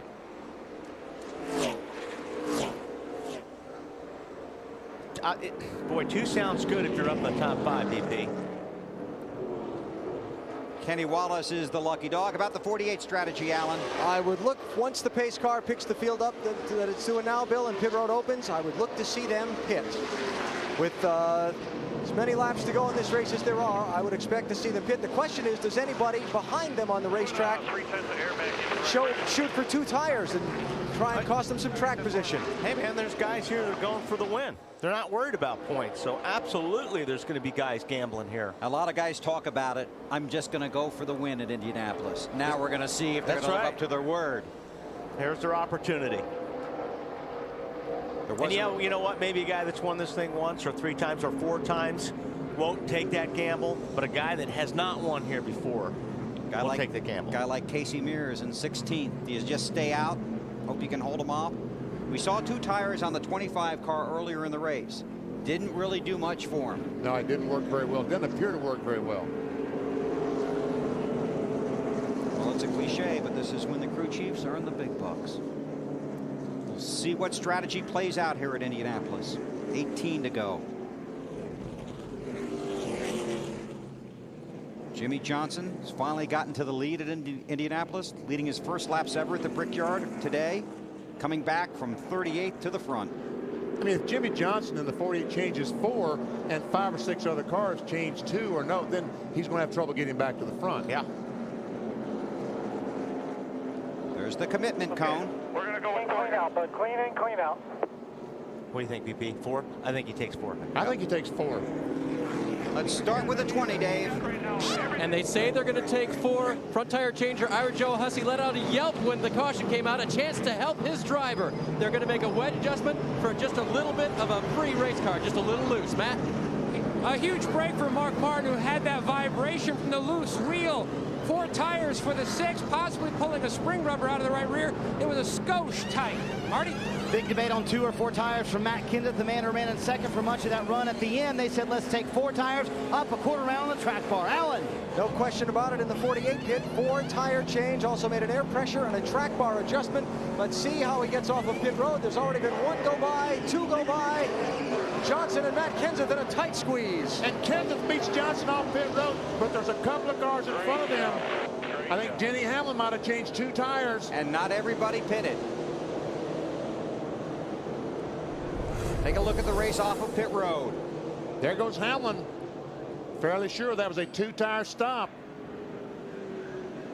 Clint Boyer, another car with 2 tires. And there comes Kenseth and Johnson. Among the cars that did not stop, Kyle Busch, Dale Earnhardt Jr., Ryan Neiman, and Joe Nemechek back for the finish at Indy in a moment. Just to get you ready for the game tonight, Dateline NBC, Stone Phillips, and T.O. And we were told that is an eye-opening interview with T.O. tonight. Dateline NBC, 7 Eastern time, and the Hall of Fame game from Canton, Ohio tonight at 8 Eastern time. Now, Wally. Yes, sir. The guys that didn't pit, Kyle Busch, Dale Earnhardt Jr., Ryan Newman. I've got 2 words for that. Ryan Newman, Joe Nemechek. I got 2 words for that. What's that? Look out.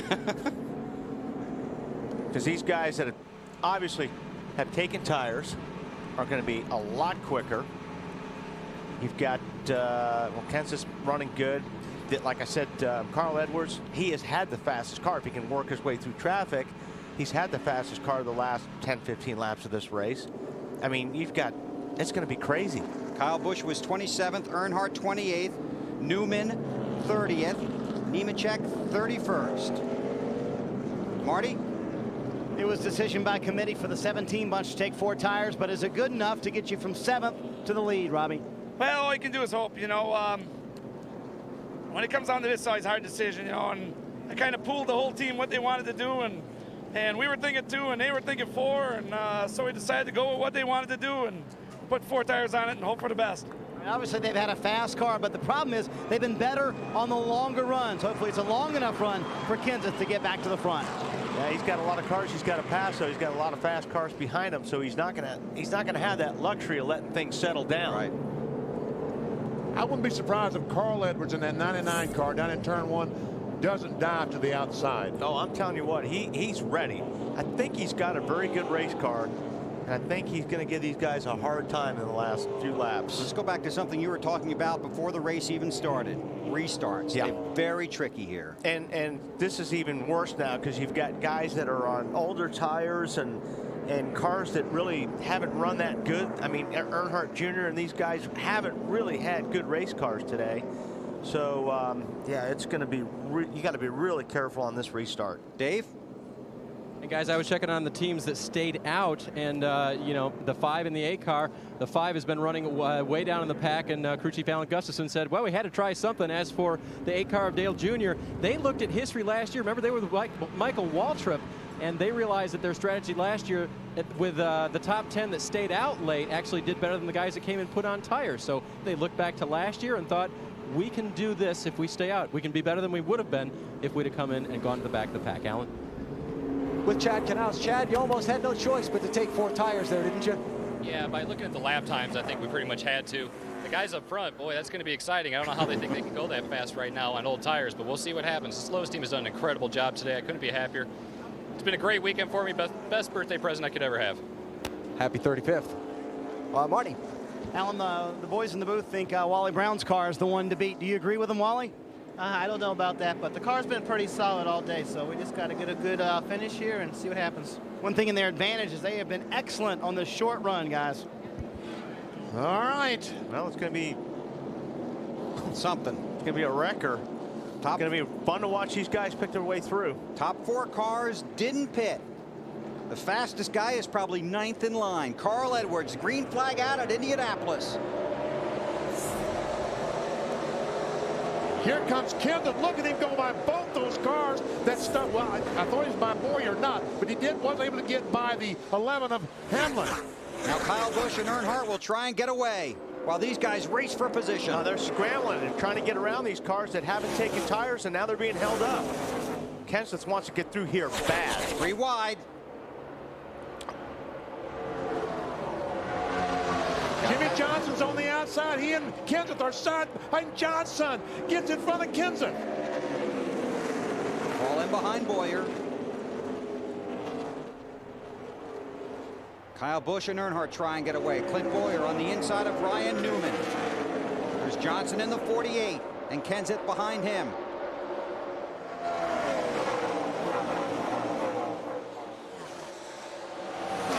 Across the yard of bricks toward turn 1.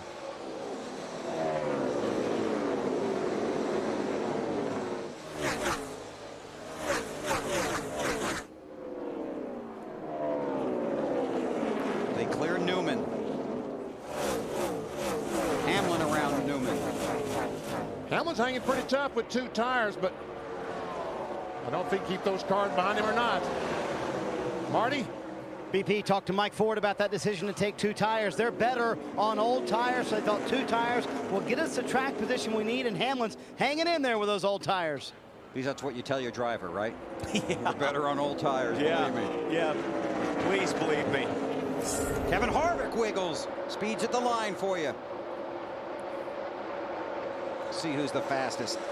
Well, yeah, that lap. These may be tough to indicate here. Jimmy Johnson there. These guys are really in a lot of traffic, so I think the times are all over the map right now. Harvick's been able to get by the 11 of Hamlin. Here they come. The race is that pack of 3 trying to catch the pack of 2 in front of them. Stewart out of line around Newman. What a comeback for Tony Stewart. Less than 12 laps to go. Kyle Busch, Dale Earnhardt Jr. run 1-2. Here comes Jimmy Johnson. Again, the 5 of Busch, the 8 of Earnhardt did not pit. Fresher rubber behind him. And now right behind him. Allen. Just before the restart, Bill, Chad Canals told Jimmy Johnson, the tires that came off our car look great. Drive the wheels off it. Literally. No, not literally, I don't think. He did that once. Yeah. He was telling him, go for it. I tell you what, Clint Bowyer's hanging in there real tough in that 07 car. Marty? Well, I talked to Clint Bowyer, and his crew chief, Gil Martin, came on the radio. I talked to Gil, I should say, and he said, you know what? You can take 4 tires and finish 10th, or take 2 and have a shot to win the race. There was no response on the radio. Matt Kenseth behind him, though, has 4 fresh tires, and this battle for the lead, Bill, is heating up. Kenseth does take the spot now from Bowyer. And Junior's trying to take the lead away from Kyle Busch. Jimmy Johnson is right there. Bobby Reiser, cheerleader. Talking to his driver, Matt Kenseth. Johnson is much faster here, but will have to be very careful getting around these 2 slower cars. Earnhardt Jr. has taken the lead. You can hear the fans roar here at Indianapolis. Johnson into second. Kenseth tries to close in. Unfortunately, Junior's a sitting duck. Right. And he's not a tough guy to pass when he knows you have the better car. Johnson to the front, the 48. Now the question is, can the 17 get up there? You're doing fine. And catch Jimmy? That was the voice of Tony Eury Jr., crew chief for Dale Jr. But Matt needs to do it now, because now the 48's in clean air. He is definitely going to be the fastest car on the racetrack, and he's going to put a lot of distance in between him and Matt. Matt has got to get by Kyle Busch and Earnhardt Jr. as fast as he can in order to have enough time to race Jimmy Johnson. Half the job's done. Now Kenseth in the 17 sets out after Earnhardt. When Bowyer in the 07, they've got Harvick bottled up there, but that 07 and 29 are teammates.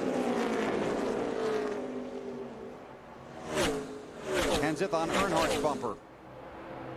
This should be a relatively easy pass, and it is. They're longtime friends, Earnhardt and Kenseth. Raced for years in the Busch Series.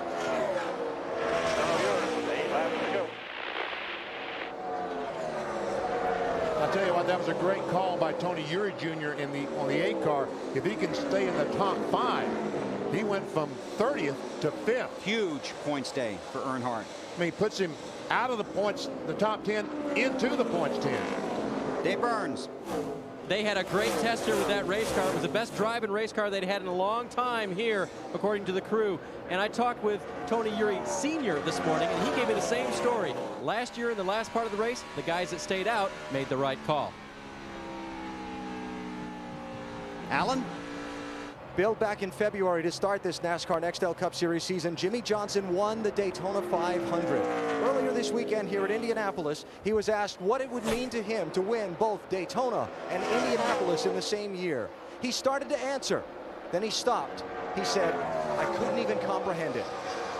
It might be reality 7 laps from now. It's been done once. Dale Jarrett did it. Won the 500, then came here to the Brickyard, won the 400. Well, if these lap times are any indication, he will win. They're running incredible lap times with just a few laps to go. Kenseth in second. Every time I see Jimmy Johnson, I think back to Watkins Glen, that wreck he had in the Busch car coming down the front stretch. Styrofoam everywhere. He got out, raised up his arm, said, I'm okay. Spectacular crash.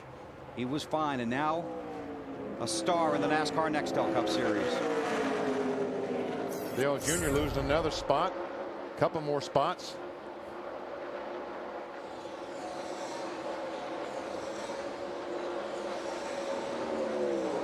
Jimmy Johnson quicker that lap.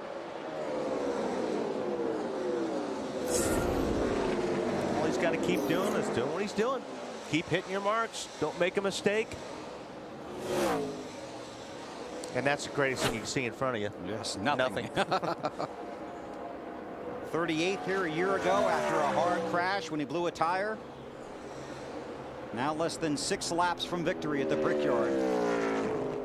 But I'll tell you what, this track has a history of breaking your heart late in the race, doesn't it? You hear all kinds of noises between now and the checkered flag flying.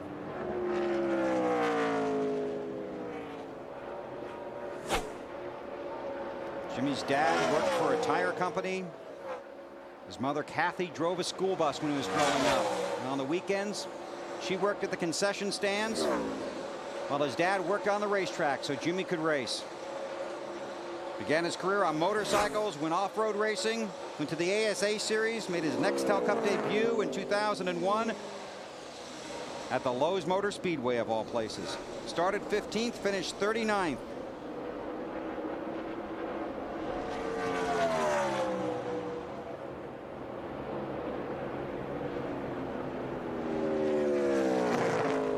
Kevin Harvick is now a little bit faster than these two cars, but Harvick is 3 seconds behind Jimmy Johnson with 5 laps to go. He's going to have to be a whole lot faster than that to catch him. This was the race a year ago that basically started Jimmy's slide in the championship standings. Then when NASCAR made a rule change after the Dover race last year, they basically were not as strong as they needed to be. Now maybe it's the Brickyard 400 that can propel him to his first NASCAR Nextel Cup Series championship. The Bank of America countdown to green, he talked about all the tough times his team's been through. Crew Chief Chad Canal suspended for the first 4 races of this year, and we all know the story a little under 2 years ago. Hendrick Motorsports suffered a devastating loss in a plane crash in Martinsville, Virginia. When Jimmy won at Talladega this year, a rain-delayed race, the first thing he said when he got out of the car, I just want everybody to remember, it's Randy Dorton's birthday. Randy was on that plane that went down. Plane was on its way to a race in Martinsville, Virginia. Jimmy Johnson won. Jimmy won that race and then won the race the next week in Atlanta as a tribute to those that were killed. Car owner Rick Hendrick's son was on that plane, his brother, Rick's nieces. Randy Dorton basically was the engine department at Hendrick Motorsports. There's car owner Rick Hendrick, a man who I have to say has been extremely helpful to our friend Benny Parsons in recent weeks as well. He has been unbelievable to me in the last couple of weeks, and I appreciate it, Rick.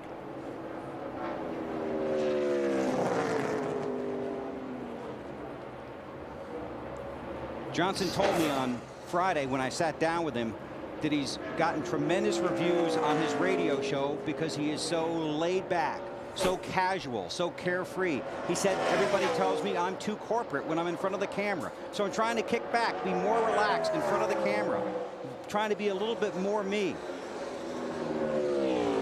Well, he's being me as we speak. Yeah, he's being me driving that race car. Yes, he is.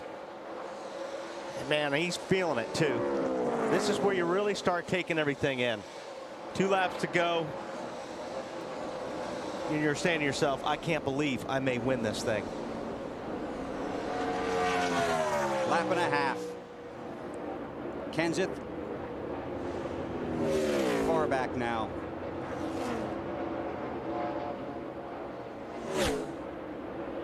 A little over 2 3/4 from Johnson back to Matt Kenseth.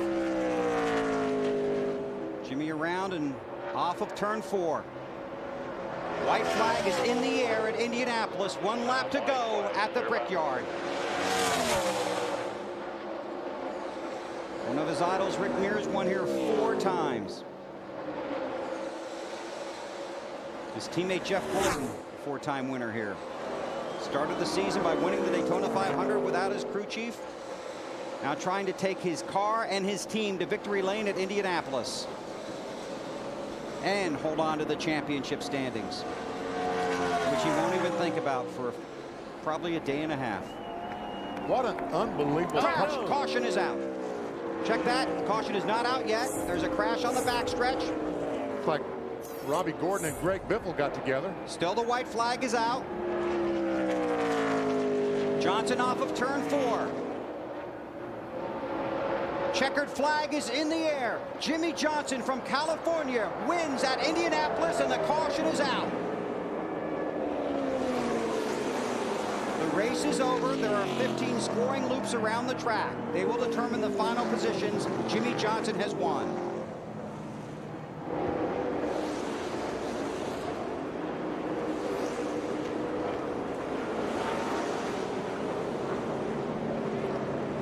Oh, Casey Kane. Hard into the wall. I saw the 96 car of Tony Raines go by. He's involved. There's Casey getting out.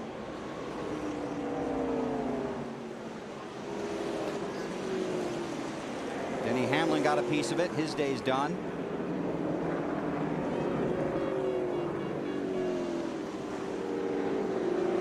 And there's the DLP Chevy of Tony Raines.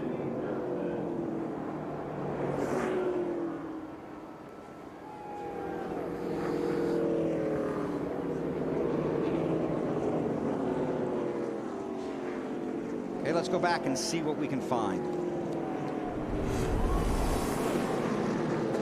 Never seen Robbie and Biffle side by side, and Robbie gets in the corner, car just won't turn, goes up in the 16 car, and around they go.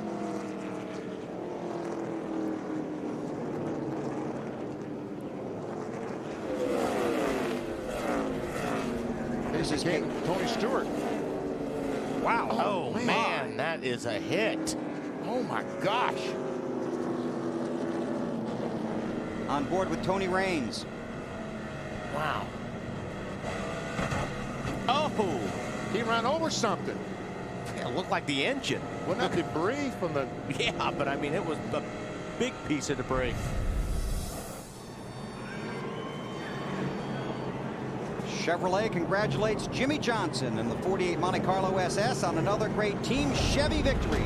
25 of the last 34 NASCAR manufacturer championships and counting. Chevy, an American revolution. Matt? Bill, just about everybody has congratulated crew chief Chad Canals. You've been here as a crew member. What's this mean to win it as a crew chief? I'm speechless. You know, I never really knew what it would be like to win here as a crew chief, and this has honestly been the best week of my life. I mean, had a birthday, ran well at Indianapolis, won the race, got a new contract. I mean, I've got the best team in motorsports out there, and it is so awesome to be able to go into work every single day with the resources that we've got. It's like a big adult toy box, man. I just go in there and I get to pick and choose all the stuff that I need. Everybody at Hendrick Motorsports did a great job. And the way this team rebounded as well. I think you can answer that. That's typical. You know, these guys are so strong. They've worked so well together. Their confidence is always so high that anytime something comes up, man, we just dig deeper. Chad Canals, a Brickyard 400 winner as a crew chief. On the pre-race show, Jimmy Johnson said he doesn't mind having to struggle to be successful because all the tough times have just made his team stronger. That's exactly what they went through today. Battled back from a bad experience with a tire, restarted 38, patiently worked his way through the field, and captured the checkered flag at Indianapolis. Jimmy's getting back in the car. He's heading to victory lane. We check with Marty. And the man who tried to chase him down, Matt Kenseth, but Robbie Reiser said it best. He said second place here is an honor. Was the 48 just too much? Yeah, you know, Robbie and the guys did a great job, and, you know, I feel real bad because they put me in position to win again, and I couldn't figure out how to get it done. You know, Jimmy just did a better job in traffic than I did. I just got slowed up there with a couple of them cars, and, you know, Jimmy Johnson, checking out, some guys are awesome. I mean, they've been the guys to beat for 3 years, so I was kind of gauging myself against the 31 and 29. They ran good all day, and we got our car good enough where we could actually run with both of them guys pretty good. The 29 was a little better. Then the 48 just kind of came out of nowhere. He was real fast. There's no way I could beat him one-on-one. It's just I was hoping to get out front first. The guys gave me the pit stop. I just couldn't get through traffic fast enough. What exactly did he do through traffic better? Pass the cars quicker than I did. I just got 3 wide in the bottom. I got slowed up, and he took the outside and had a lot of momentum. So, for the second time, Matt Kenseth finished second at Indy. Dave? With former Brickyard winner Kevin Harvick finishing third today. Kevin, what was the difference? Yeah, it was a good day for our Reese's Chevrolet. It, you know, we just took... That should have been you, huh? We had a good car. You know, we just got a little bit behind on the last pit stop and put on 4 tires and were able to get back up there. Just didn't have enough time. And if you had been able to get back up there, do you think you would have had something for the 48? I think we could have at least raced him, but it's hard to pass. So good job by all my guys today. Got to thank them. They built a good car, fixed it after I crashed it in practice. So good day for us. Overall, a good weekend for him. His average finish here now at the Brickyard is 8th. Matt? And Tony Stewart, who won here 1 year ago. Smoke, how would you begin to describe this day? Woo! I think I passed 60 cars or more today, so pretty happy with it. I mean, shows us 9th on the board. I'm pretty sure we're going to get 8th out of this, but just really, really proud of this Home Depot team. I mean, we had an air gun break, and, you know, versus taking a chance, Zippy brought us back in and made sure that the lugs were tight and went to the back and battled our way back in the top 10, so pretty happy with this Home Depot team. Tony Stewart finishes 9th today at the Brickyard. Jimmy Johnson's first win in 5 attempts at Indianapolis, his 4th win of 2006, his first since Talladega in May. 22nd career victory in his 168th race. Marty? Well, Bill, after a warm day here in Indianapolis, Dale Earnhardt Jr. winds up with a 6th place finish, and that call at the end seemed to be excellent. Well, I'd love to have a better car where we don't have to make those kind of calls, but you know, we got a lot of talent on our team. We ain't putting it to good use, I don't guess. We need to do better and get better cars, and we can't make the chase with 30-place race cars. We took a chance and made it work, but we just got lucky. We're going to thank the Lord tonight. What it would have been, though, Junior, that may have saved you right there. Yeah, but I'd sure rather have it on more comfortable circumstances, you know what I mean? But thanks to my Bud team, thanks to all the fans. I mean, we've had such support this weekend, and just glad we could give them something to be happy about. As you guys can tell, Junior quite exhausted. Going to go ahead and get a cool drink of water, Bill. Thank you, Marty. How does he have any tires left? I don't know. How's he going to get back to the pit area? To the victory lane. 5th 400 win for Hendrick Motorsports. 8th Chevy win in 13 races here at the Brickyard. He's headed to victory lane, and we'll be there when we come back. Jimmy Johnson is the winner at Indianapolis.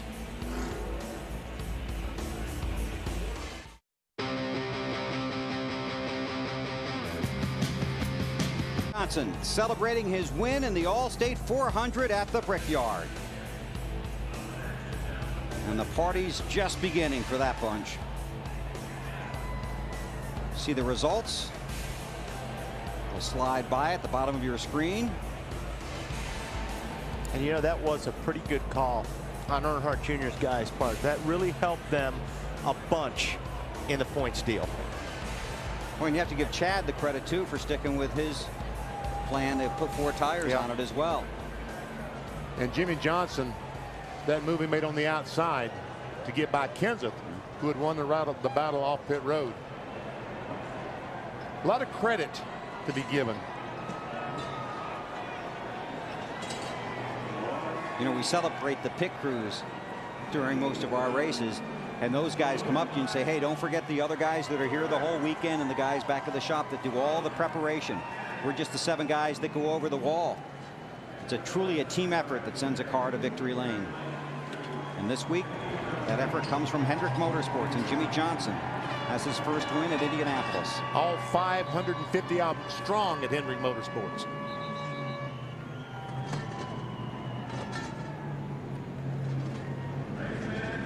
Now to victory lane. It's moved a little over the years and been redesigned, but Jimmy might be thinking about Rick Mears right about now. And all of his guys. Oh, yeah.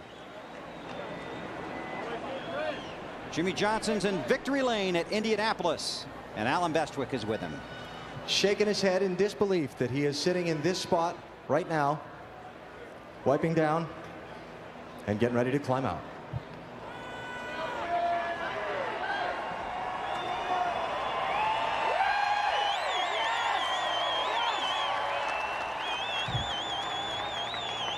Jimmy, congratulations. Earlier this weekend, you were asked what it would mean to you to win both the Daytona 500 and here at Indianapolis in the same year. You couldn't answer then. What does it mean to you now? I don't think I can answer it yet. I was just thinking about that on the cool-down lap, and I guess it'll take a little time to soak in. I just saw Greg Zipadelli coming down pit road, and he said, today's a special day, and the look in his eye and the look on his face, that feeling setting in, and I'm speechless right now. I can't thank this race team for all that they've done. We overcame a left front flat tire, rallied back, drove all the way to the front. I'm totally speechless. I can't thank these guys for all the hard work. Lowe's, all their employee owners, everyone at Hendrick Motorsports for the hard work. I never thought I would win at this racetrack. I've had such a drought at this racetrack, and now we got a victory. You look like your lips are just shaking in excitement, like you want to just scream. Let me take you back. Given what's happened to you here the last couple of years, when the tire problem happened at lap 39, what were you thinking? Man, I was really nervous because I knew we had a fast race car, but I knew I had to come through traffic, and I knew that it would be harder on the tires coming through traffic. But Chad knew something with the air pressures that would help that left front survive. We had another runner, two short runs after that where we got the tire pressures right, and this baby was money ever since. I cannot believe how good this Monte Carlo was today. After the last set of pit stops, when you were shuffled from the lead back to 8th by other strategies, you made a couple of bold moves there in traffic. Again, what were you thinking? Balancing the fact that you're the championship leader. Man, there was nothing of a championship in my mind today. I wanted this trophy over here with this brick on it. I want to pucker up and kiss those bricks on the front stretch. It was all about winning a race today. I gave a little bump draft to the 07 down the back stretch. And I knew if I could get position on the 17 right away, then the guys up there in front of me with no tires, just take a little bit of time I get by them. So just speechless right now. I can't thank Chad Knaus and this race team enough. Any thoughts of racing heroes as you were riding around here after you took the checkered flag? Oh, no, not yet. You bring up a good point that I'll think of. Gosh, I just watched so many races as a kid growing up here. I thought I would come here in an Indy car. Grew up in the off-road ranks, idolized Rick Mears, Roger Mears, Robbie Gordon. Those guys all came out of off-road racing into IndyCar, and someday hope to win here in an Indy car. I can't believe that I'm here in a stock car in NASCAR winning the biggest race. You are here. Congratulations. You've won at Indianapolis. Thank you so much, Alan. Thank you.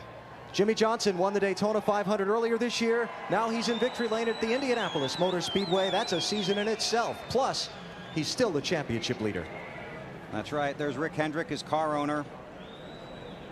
And somewhere there is a young boy or young girl watching this going, I want to be the next Jimmie Johnson. I want to go win at Indianapolis. Plenty more to come here from the Brickyard, but the NFL returns to NBC tonight for a preview. Let's go to Canton, Ohio, to Bob Costas and Chris Collinsworth for NBC Sports.